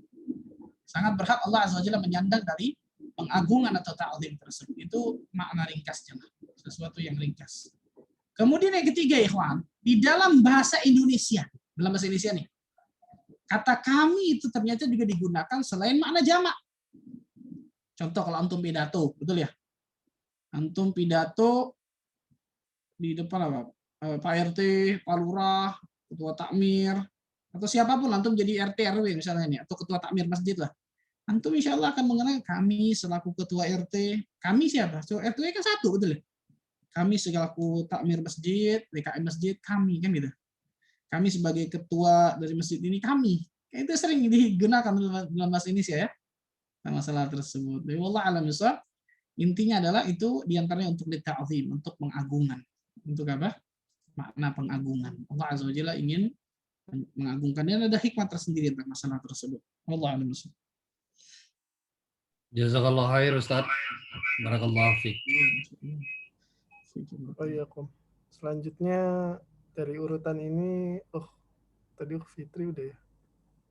Afwan.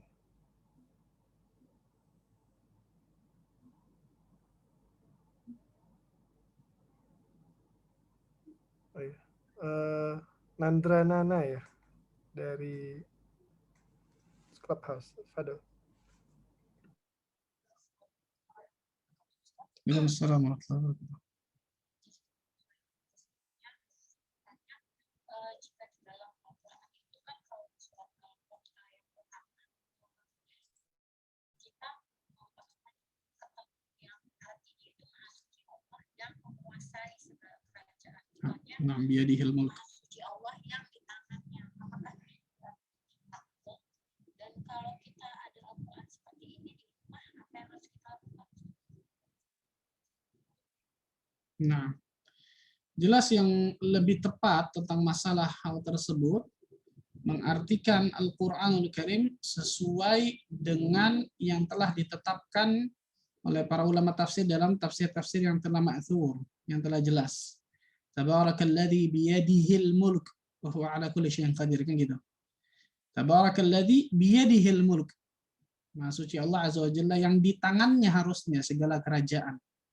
Jadi bukan kekuasaan, karena kekuasaan tersebut bisa masuk ke dalam bentuk ta'wil. Bisa masuk ke dalam bentuk, karena kata-kata iyad itu tangan itu diartikan apa?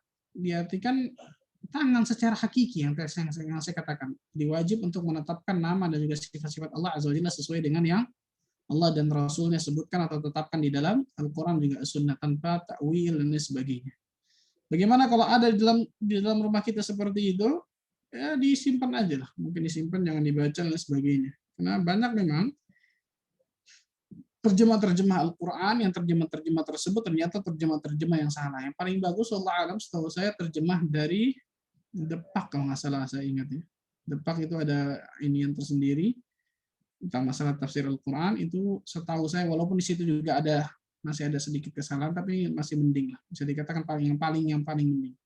Dan setahu saya di percetakan atau apa namanya pustaka sunnah seperti Darus Sunnah dan sebagainya sudah ada Al-Quran terjemah. Sudah ada Al-Quran terjemah, baik itu perkataan dan sebagainya, mungkin bisa beli dengan Al-Quran seperti itu yang tidak ada takwilnya mungkin. Wallahu a'lam bishawab.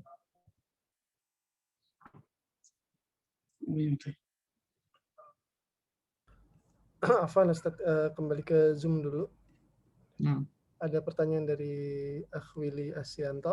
Assalamualaikum Ustaz, saya mau bertanya. Tadi disebutkan ada beberapa pertanyaan yang tidak boleh kita tanyakan mengenai tauhid rububiyah. Namun bagaimana mengenai tauhid rububiyah?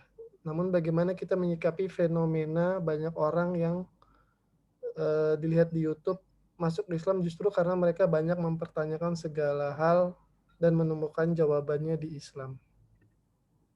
Mungkin Mana nggak paham ya kan? pertanyaan ini kali Ustadz ya. Kalau Anda lihat mungkin maksudnya adalah tadi kan misalnya pertanyaan tentang bagaimana cara Allah turun gitu Ustadz ada.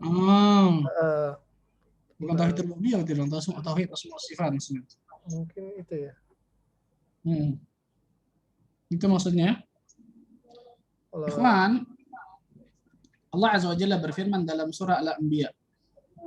Yang pertama ya. Dalam surah Al-Anbiya ayat ke-23 kalau nggak salah, coba lihat. Surah 21 Al-Anbiya ayat 23. La yus'alu amma yaf'alu wa hum yus'alun. Dia Allah tidak ditanya tentang apa yang dia perbuat, tapi mereka lah manusia yang akan Allah Azza wa Jalla tanya.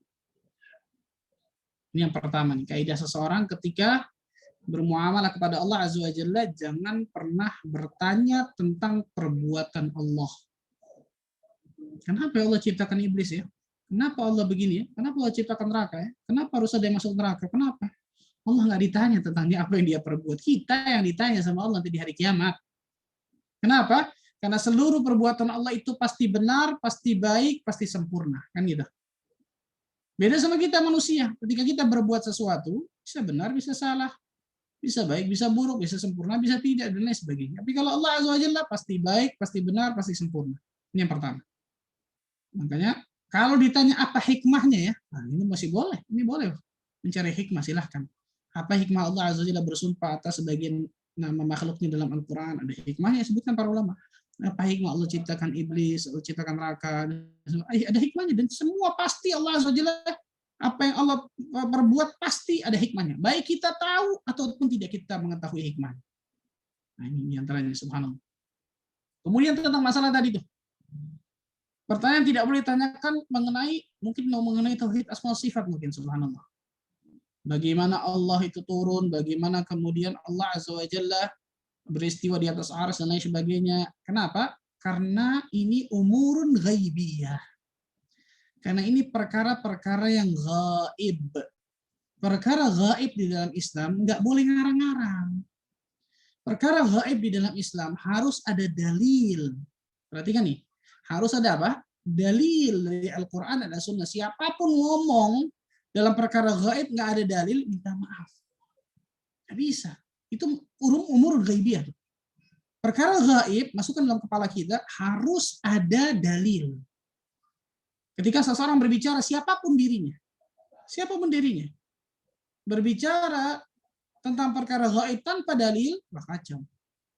Kalau Rasulullah SAW ya jelas, subhanallah kan gitu. Allah Azza wa Jalla bukakan, tadi saya katakan sebagian ilmu gaibnya, contoh Rasulullah SAW berbicara tentang akhir zaman nanti akan seperti ini, akhir zaman akan seperti ini. Itu kan umur ghaibiyah, perkara gaib, betul ya. Dari mana Rasulullah SAW tahu? Dari Allah Azza wa Jalla jelas tadi. Illa man irtada mir Rasul, kecuali Allah bukakan ilmu gaib itu kepada Rasul-Rasul yang Allah ridhai sebagian, kan gitu. Itulah masalah tersebut. Jadi kalau tentang masalah perkara ghaibiyah, nggak boleh kemudian kita berbicara kecuali tanpa dalil, ada dalilnya. Tadi contoh, tauhid asma wa sifat, wajib kita menetapkan nama-nama dan sifat-sifat Allah sesuai dengan yang Allah tetapkan diri dalam Al-Quran, sesuai dengan yang ditetapkan oleh Rasulullah SAW dalam As-Sunnah, titik, selesai. Gimana Allah istawa tadi? Gimana Allah istiwanya? Gimana tuh? Duduk, baring, macam-macam, kan nggak disebutkan gitu. Bahkan hal tersebut pun tidak ditanyakan oleh para sahabat kepada Nabi. Kan gitu. Nabi ketika Rasulullah SAW menyampaikan ayat tersebut, nggak ada satupun riwayat mengatakan sahabat nanya kepada Nabi, gimana istawanya Allah ya Rasulullah? Nggak ada satupun sahabat. Makanya Imam Malik sampai apa? Sampai keringetan, tertunduk kepalanya luar biasa ketika dapatkan pertanyaan seperti ini. Dan ini syubhat jelas. Memberikan keraguan kepada kaum muslimin yang lain. Sampai diusir sama Imam Malik, na'udzubillah min dzalik. Lalu ditanya nanti kemudian bagaimana menyikapi fenomena yang banyak masuk Islam orang Barat dan sebelum mempertanyakan sesuatu. Kalau pertanyaan-pertanyaan masalah yang bagus, Masya Allah. Terkadang, ikhwan, terkadang, perhatikan, Allah Azza wa Jalla memberikan izzah, kemuliaan dari agamanya dari orang-orang fajir di antara kalian. Perhatikan nih, orang banyak masuk Islam nih. Saya ada ngelihat, subhanallah, satu video dari seorang syekh menyebutkan ada satu orang Amerika asli masuk Islam karena George Bush. Ini benar nih. ketika kejadian World Trade Center, WTC itu tahun berapa tuh? Lupa saya, tahun berapa tuh? Itu kan langsung Bush itu kan langsung pidato, betul ya? Saya langsung melihat tuh. Saya orang Amerika asli kata dirinya. Semua perkataan George Bush ini saya paham, kecuali satu kata, Islam. Apa ini Islam? Orang Amerika loh, nggak tahu apa itu Islam.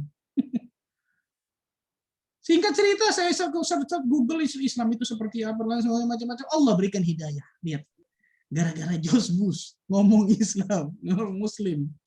Di pidato ketika terjadinya apa? Peristiwa Menara Kembar itu ditabrak dengan pesawat kan gitu. Terkadang kata para ulama, Allah Azza wa Jalla memberikan izzah kemuliaan agamanya dari orang-orang fajir di antara kalian. Yang terlihat tadi mungkin. Bisa jadi orang masuk Islam karena ini, karena ini, karena ini. Apa kemudian karena ininya tersebut baik dari George Bush? Kan bukan baik jelas. Kafir. Atau ada juga subhanallah saya pernah ketemu langsung tuh. Saya masuk Islam Ustaz karena saya dengar lagu-lagu dalam Islam yang bagus. Apa kemudian lagu jadi halal kayak gitu? Kan tidak, subhanallah.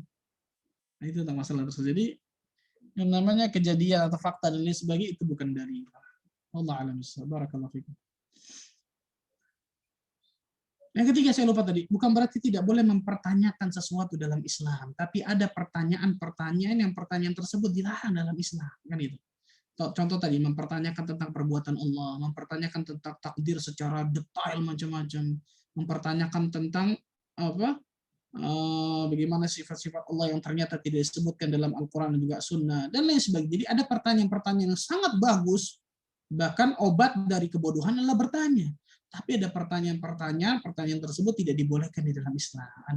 Ada kriteria tertentu tentang masalah itu dan pembelajaran sendiri masalah tersebut. Allah a'lam bishawab.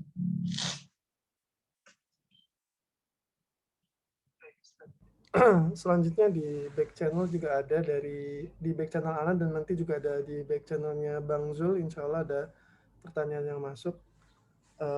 Kita coba usahakan untuk bisa menanyakan kepada Ustadz dengan keterbatasan waktu juga.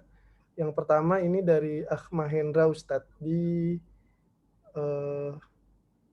dari Tulungagung. Masya Allah. Barakallahu fiik. Bismillah, Ana Mahendra dari Tulungagung, izin bertanya. Saya belum menikah.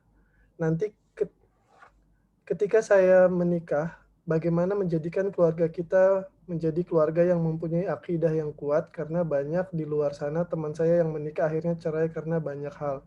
Semisal tidak dikaruniai anak, KDRT, dan lain-lain. Itu pertanyaannya, Ustaz. Nah, ini jadi menikah, Masya Allah. Ada yang siap nggak di sini atau tadi laki perempuan? Ini sepertinya Allah Azza wa Jalla berikan jodoh yang saleh pada antum, insyaallah. Amin, amin. Amin. Ini pentingnya ketika seseorang sebelum menikah ini harus apa? Harus selektif. Jadi nggak semua orang pokoknya nikah deh. Mau siapa, pokoknya nikah deh. Akhirnya ujung-ujungnya nyesel. Betul ya? Ini pentingnya seseorang ketika menikah, sebelum menikah ada yang namanya ta'aruf. Nanya gimana akidah orang ini, gimana manhajnya, gimana pemahaman agamanya, dan lain sebagainya. Rasulullah SAW mengatakan apa?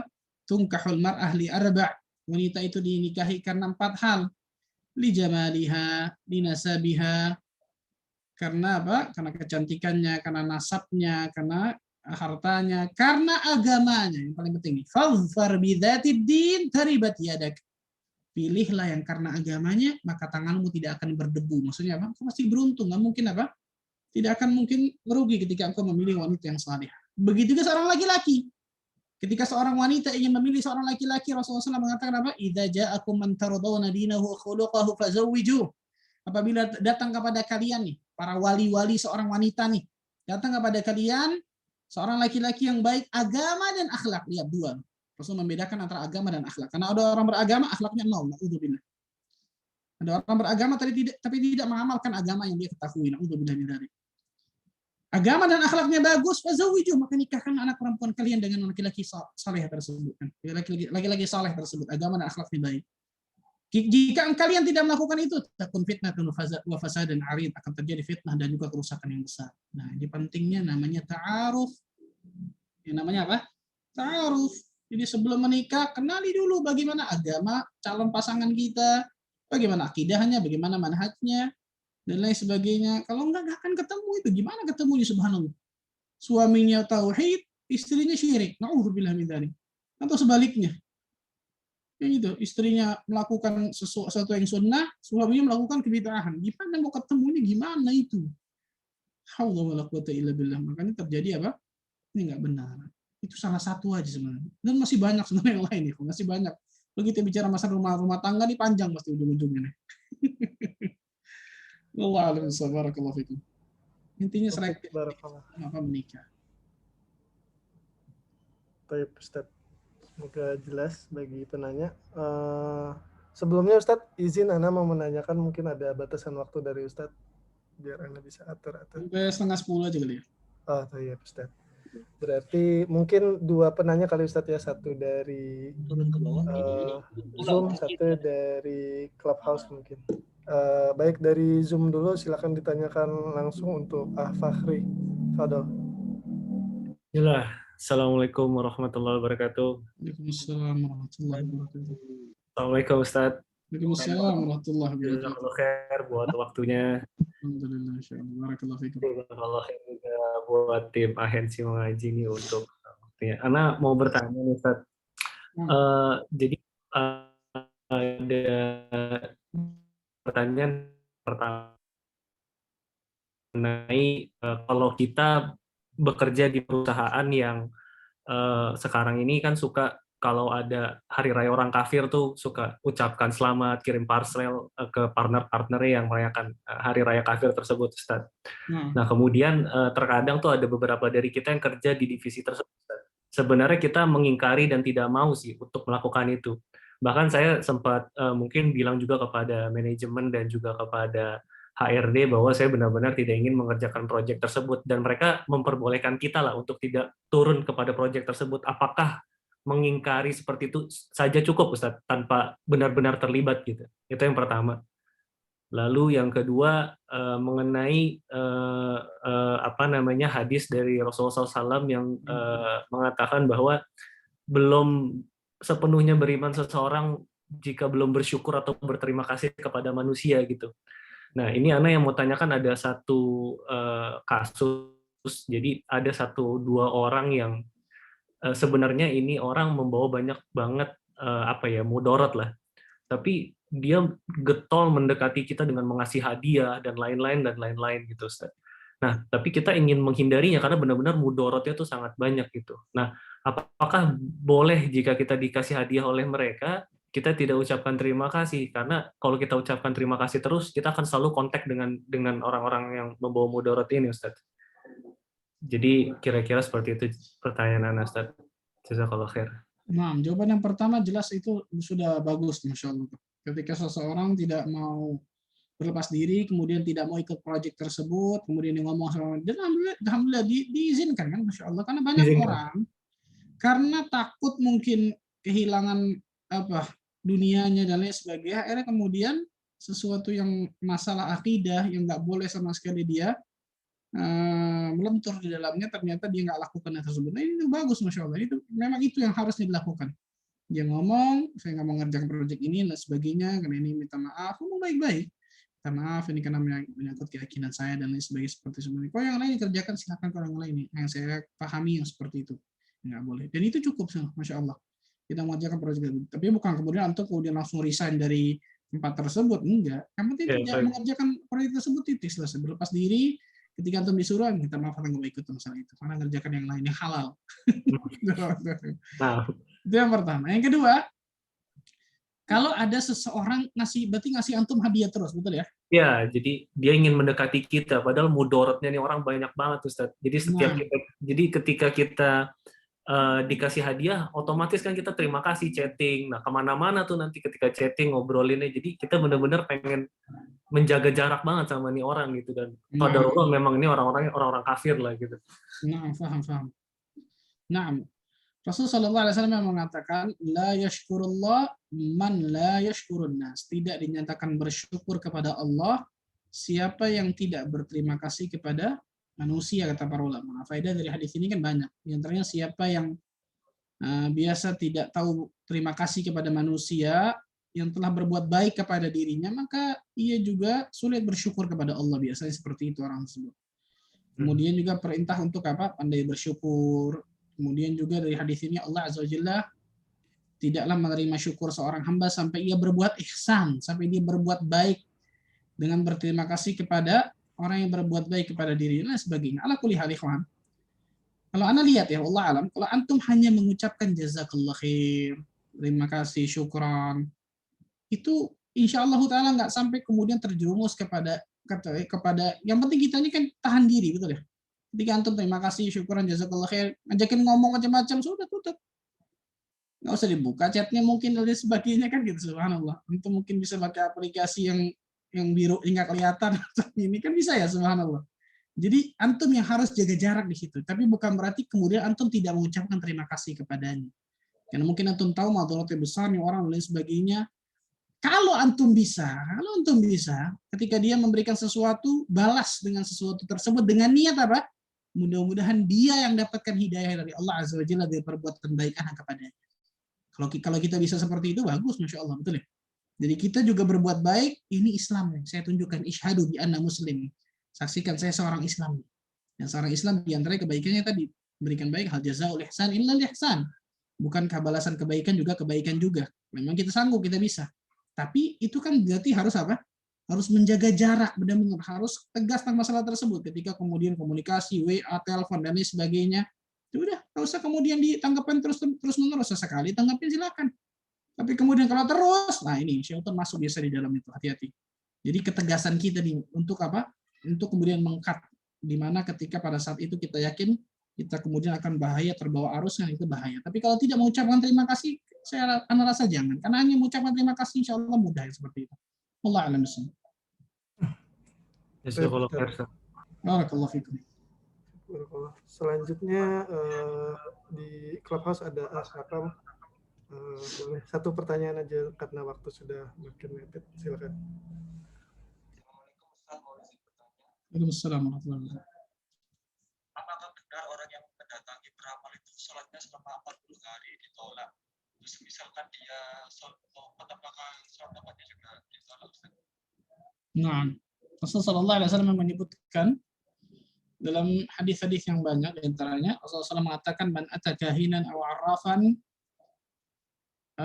lam tuqbal salatuhu 40 yawman atau kama qala alaihi salatu wasallam. Barang siapa yang datang ke dukun atau tukang ramal dengan banyak namanya sekarang, paranormal, ahli spiritual, penasihat keagamaan, apapun itu. Kemudian dia datangi itu, maka tidak akan terima salatnya 40 yawman, 40 hari kan gitu. Nomor yang lain lebih parah lagi. Man ata kahinan aw arrafan fasaddaqahu bima yaqul faqad kafara bima unzila ala Muhammadin sallallahu alaihi wasallam. Barang siapa yang datang ke dukun atau tukang ramal membenarkan apa yang dia katakan, maka orang ini telah kufur dari apa yang diturunkan Nabi Muhammad sallallahu alaihi wasallam berupa Al-Qur'an. Nah, itu tentang masalah tersebut. Jadi ini tahdzirus syadid, peringatan keras dari Nabi sallallahu alaihi wasallam, jangan pernah datang ke dukun karena dukun ini bukan orang pintar, orang bodoh. Kenapa? Orang yang datang kepadanya lebih bodoh daripada dirinya. Sehingga dikatakan dia orang pintar. Na'udzubillah min dzalik. Subhanallah. Nanya barang yang hilang lah ini dan lain sebagainya. Haula wala quwwata illa billah. Bagaimana kalau di salat taubat? At-taubah yajubbu ma qablahu. Taubat itu akan menutup seluruh apa? Dosa yang telah dia lakukan dengan syarat taubatnya nasuha. Kemudian dia jalankan syarat-syarat taubat kan gitu ya. Menyesal akan perbuatan dosa tersebut, meninggalkannya, berazam, bertekad untuk tidak mengulangi perbuatan dosa itu, ikhlas ketika dia bertaubat, memperbanyak istighfar ketika dia bertaubat, setelah taubat menggantinya dengan memperbanyak amal saleh, di antara juga apa? Melakukan salat taubat kalau memang taubat tersebut apa? Dosa tersebut dosa besar, contohnya seperti mendatangi dukun, maka insyaallah taala Allah azza wajalla akan menerima ketika seorang itu taubat dengan taubatan nasuha. Ini perbuatan syirik jelas. Tapi ingat, selama orang itu masih hidup di atas muka bumi ini, ada waktu kesempatan untuk taubat. Ini di antara syurut taubat nih, di antara syarat-syarat taubat agar seorang taubatnya diterima, waktunya masih ada. Karena ada waktu-waktu ketika seorang bertobat sudah nggak terima lagi sama Allah. Contohnya kapan? Ketika nyawa di kerongkongan. Na'udzubillah. Ketika matahari sudah terbit dari arah barat, kan gitu. Selama waktu itu belum sampai kepada dirinya, maka dia ketika dia bertaubat dengan taubatan nasuha, Allah Azza wa Jalla akan terima taubatnya. Di antara salat taubatnya Allah Azza wa Jalla akan terima. Tapi perhatikan nih, bukan hanya melakukan salat taubat, tidak, tapi kerjakan cara-cara taubat yang saya katakan tadi itu. An-nadam, menyesal, al-iqla', meninggalkan perbuatan dosa itu langsung, al-azam, bertekad kuat untuk tidak mengulangi perbuatan dosa itu, al-ikhlas, ikhlas ketika melakukan taubat tersebut, al-istighfar, memperbanyak istighfar, kemudian yang keenam memperbanyak amal saleh setelah dia bertaubat. Wallahu a'lam bishawab. Barakallahu fikum. Oh iya. Ustaz, izin di pertanyaan sebenarnya ada beberapa pertanyaan yang semirip, boleh Anda sampaikan, Ustaz? Allah silakan. Yang pertanyaan Oke, ada pertanyaan yang mirip. Semoga teman-teman yang pertanyaannya sama ini mewakili juga ya. Jadi pertanyaannya adalah berurusan dengan apakah itu pawang hujan atau misalnya mencari barang yang hilang gitu Ustadz, atau menyembuhkan orang pintar yang bisa menyembuhkan dari gangguan jin gitu, gangguan jin, sorry. Nah, mereka ini sekarang ini fenomenanya kan lebih kepada dibilang juga ustadz gitu. Kadang disebutnya juga ustadz atau orang ya orang alim biasanya gitu. Penampilannya juga seperti ustadz gitu. Nah, pertanyaannya apakah dibolehkan gitu loh? Ada juga yang bertanya seperti ini, kalau pawangnya itu macam ustadz yang berdoa pada Allah agar hari itu tidak hujan, apakah boleh? Setahu saya minta didoakan oleh orang soleh boleh. Begitu juga dengan barang yang hilang. Apakah barang hilang itu gaib dan bisa ditanyakan ke ustadz dalam tanda kutip tersebut itu. Gitu Ustadz. Mungkin pertanyaan beberapa teman-teman yang lain juga mirip-mirip Ustadz kalau Anda lihat ini tentang orang-orang yang mengetahui beberapa perkara gaib namun dianggap sebagai ustadz gitu. Nah, mohon nasihat. Ini pentingnya ikhwan ketika kita selalu berilmu. Ini pentingnya kita selalu menuntut ilmu. Kenapa? Ketika menuntut ilmu kita tahu mana yang hak, mana yang batil. Kalau kita nuntut ilmu, dan ilmu itu apa? Qala Allah wa qala Rasul wa qala sahabat, kan gitu. Itu ilmu tuh. Orang yang mengaku mengetahui yang gaib, siapapun dirinya, perhatikan nih, siapapun dirinya, kecuali para rasul, jelas. Dan itu pun para rasul nggak mengakui dirinya yang mengetahui yang gaib, nggak ngaku gitu, saya tahu yang gaib, nggak ada.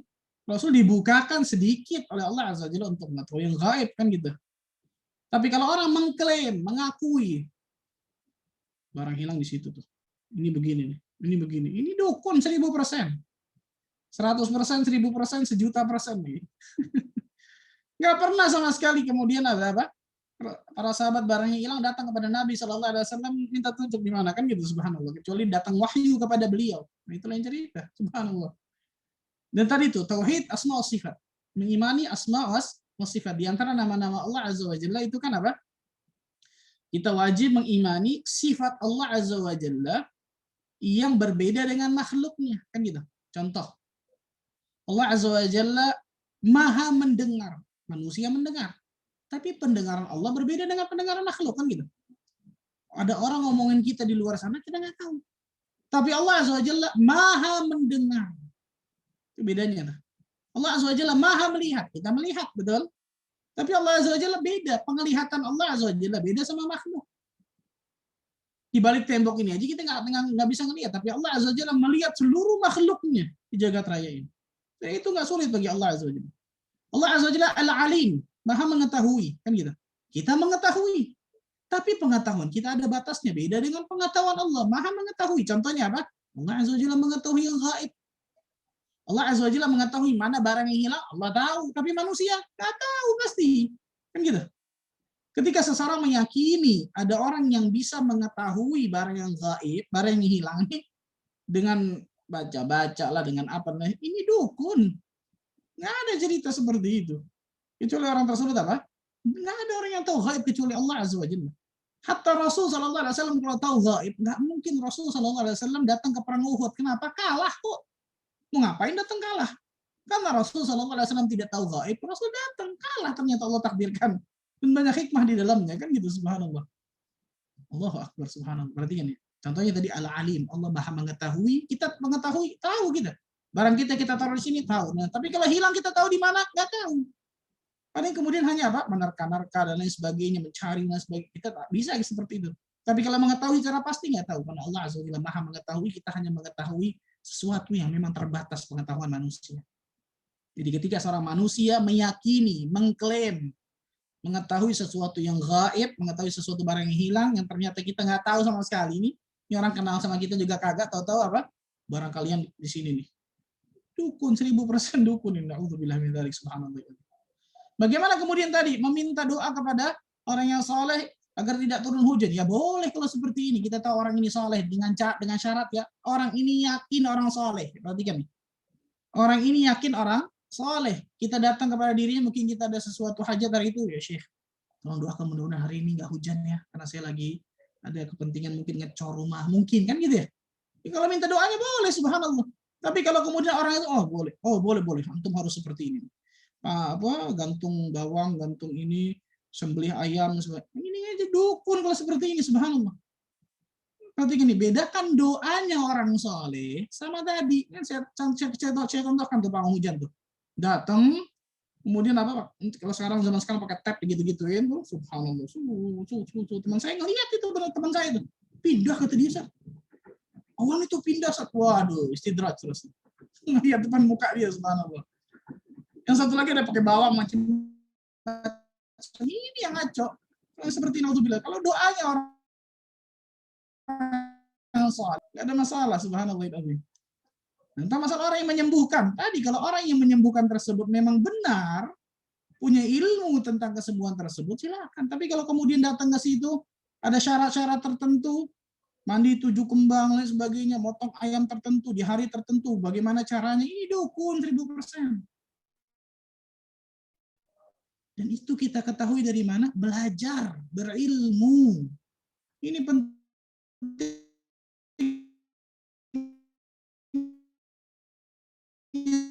Tauhid. Ini penting akidah yang benar. Kalau hati kita masih bagus, masih bersih, kemudian ada yang seperti itu hati kita insya Allah nolak. Ini kayaknya nggak benar nih. Kan gitu ya? Ini kayaknya nggak benar. Ada orang mijit pakai telur. Baru digitu-gituin, nggak pecah macam-macam. Telur nggak pecah, gimana coba?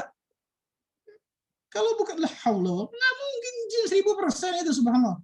Kalau begitu Pak Ustaz untuk begini, yakin. Depan anak sih kalau nggak percaya. Nah gituin, subhanallah. Banyak orang dikelabui kaum muslimin tentang masalah ini. Baik sekedar nama lah Ustaz, kiai lah, baik sekedar penampilan, tadi saya katakan pakai baju koko, pakai sorban, pakai peci, dan sebagainya. Baik sekedar tadi penamaan-penamaan tertentu, wah ini kan dari Allah semuanya, kita hanya berusaha. Padahal dukun, pinter. Alhamdulillah min dzalik. Perhatikan baik-baik ini. Dan kebanyakan kaum muslimin zaman sekarang kayak gitu ikhwan akidahnya. Ketika kemarin di Banyuwangi itu, ada apa? Perdudu kalau nggak salah, Persatuan Dukun Nusantara. La haula wala quwata illa billah. Yang lebih parah apa? Klaim mereka ketika zaman pandemi seperti ini nih, kami kebanjiran job nih. Banyak orang datang kepada kami karena ingin supaya semua yang datangin Allah lah. Ya gitu tuh pasti itu. Syubhat begitu pasti. Semua yang berikan itu kan Allah. Kita kan hanya berusaha datang kepada kami supaya rezekinya lancar. Siapa antum? Antara orang saleh minta doanya dan sebagainya. Allah mengatakan ud'uni fastajib lakum. Minta kepadaku, aku istijabah kok doamu. Kata Allah. Allah yang ngomong lah. Wa idza sa'alaka 'ibadi 'anni fa inni qarib, kata Allah. Apabila hambaku bertanya tentang diriku, wahai Muhammad, maka sungguh aku dekat. Allah langsung jawab tanpa perantara Nabi Muhammad SAW. Maka sungguh aku dekat. Ujibu da'wat da'i idza da'an. Aku menjawab seruan orang-orang yang meminta kepada diriku. Allah yang perintahkan kita minta langsung kok. Sekali lagi bukan berarti kemudian kita nggak boleh minta doanya orang soleh yang masih hidup. Silakan. Tapi sepakat ulama mengatakan kalau kita minta langsung kepada Allah, hadza afdal. Ini jelas lebih afdal. Kenapa? Karena Allah yang perintahkan kita, nyuruh kita untuk minta langsung kepada Allah. Tadi itu datang ke sini, kami kebanjiran job. Ya Allah, berarti kan kita bisa lihat bagaimana kualitas masyarakat Indonesia. Masyarakat negeri kita, kebanjiran job nih para dukun nih. Kenapa? Nah, mungkin ada rezekinya berkurang, dipecat dari PHK macam-macam. Dia nggak yakin Allah Azza wa Jalla Ar-Razzaq, Maha memberikan rezeki. Dia nggak yakin Allah Azza wa Jalla Al-Wakil. Dia nggak yakin Allah Azza wa Jalla al-kafil, yang menanggung. Ini pentingnya tauhid, ikhwan. Ini pentingnya akidah yang benar. Ini pelajaran masalah tauhid akidah ini, Allahu Akbar, pelajaran yang luar biasa pentingnya. Wallahi penting luar biasa. Sampai kita mati nggak ada cerita bosan untuk belajar tauhid dan akidah yang benar. Allah alam bisawab, itu mungkin yang saya bisa sampaikan. Mudah-mudahan Allah Azza wa Jalla berkahi pertemuan kita. Mudah-mudahan Allah Azza wa Jalla jadikan diri kita termasuk golongan hamba-hamba Allah yang selalu Allah berikan hidayah taufik bagi diri kita untuk meniti siratal mustaqim sampai nanti Allah Azza wa Jalla wafatkan kita dalam keadaan husnul khatimah. Subhanakallah bihamdika, asyhadu an la ilaha illa anta astaghfiruka wa atubu ilaik. Wassalamualaikum warahmatullahi wabarakatuh. Syukran jazakumullah khairan Ustadz. Buat teman-teman mohon maaf untuk pertanyaan yang belum bisa disampaikan. Karena izin screenshot, insya Allah di kesempatan berikutnya akan disampaikan kepada Ustadz. Dan juga untuk yang raise hand juga yang belum disampaikan, mohon maaf karena keterbatasan waktu. Untuk ikhwata azanillah wa iyyakum. Insya Allah kita bertemu lagi di kesempatan berikutnya dengan Ustadz Ahmad. Baik Ustadz, terima kasih banyak Ustadz. Jazakumullah. Sama-sama, insyaallah. Barakallahu fikum. Wa iyyak. Ana izin pamit juga teman-teman semua. Assalamualaikum warahmatullahi wabarakatuh.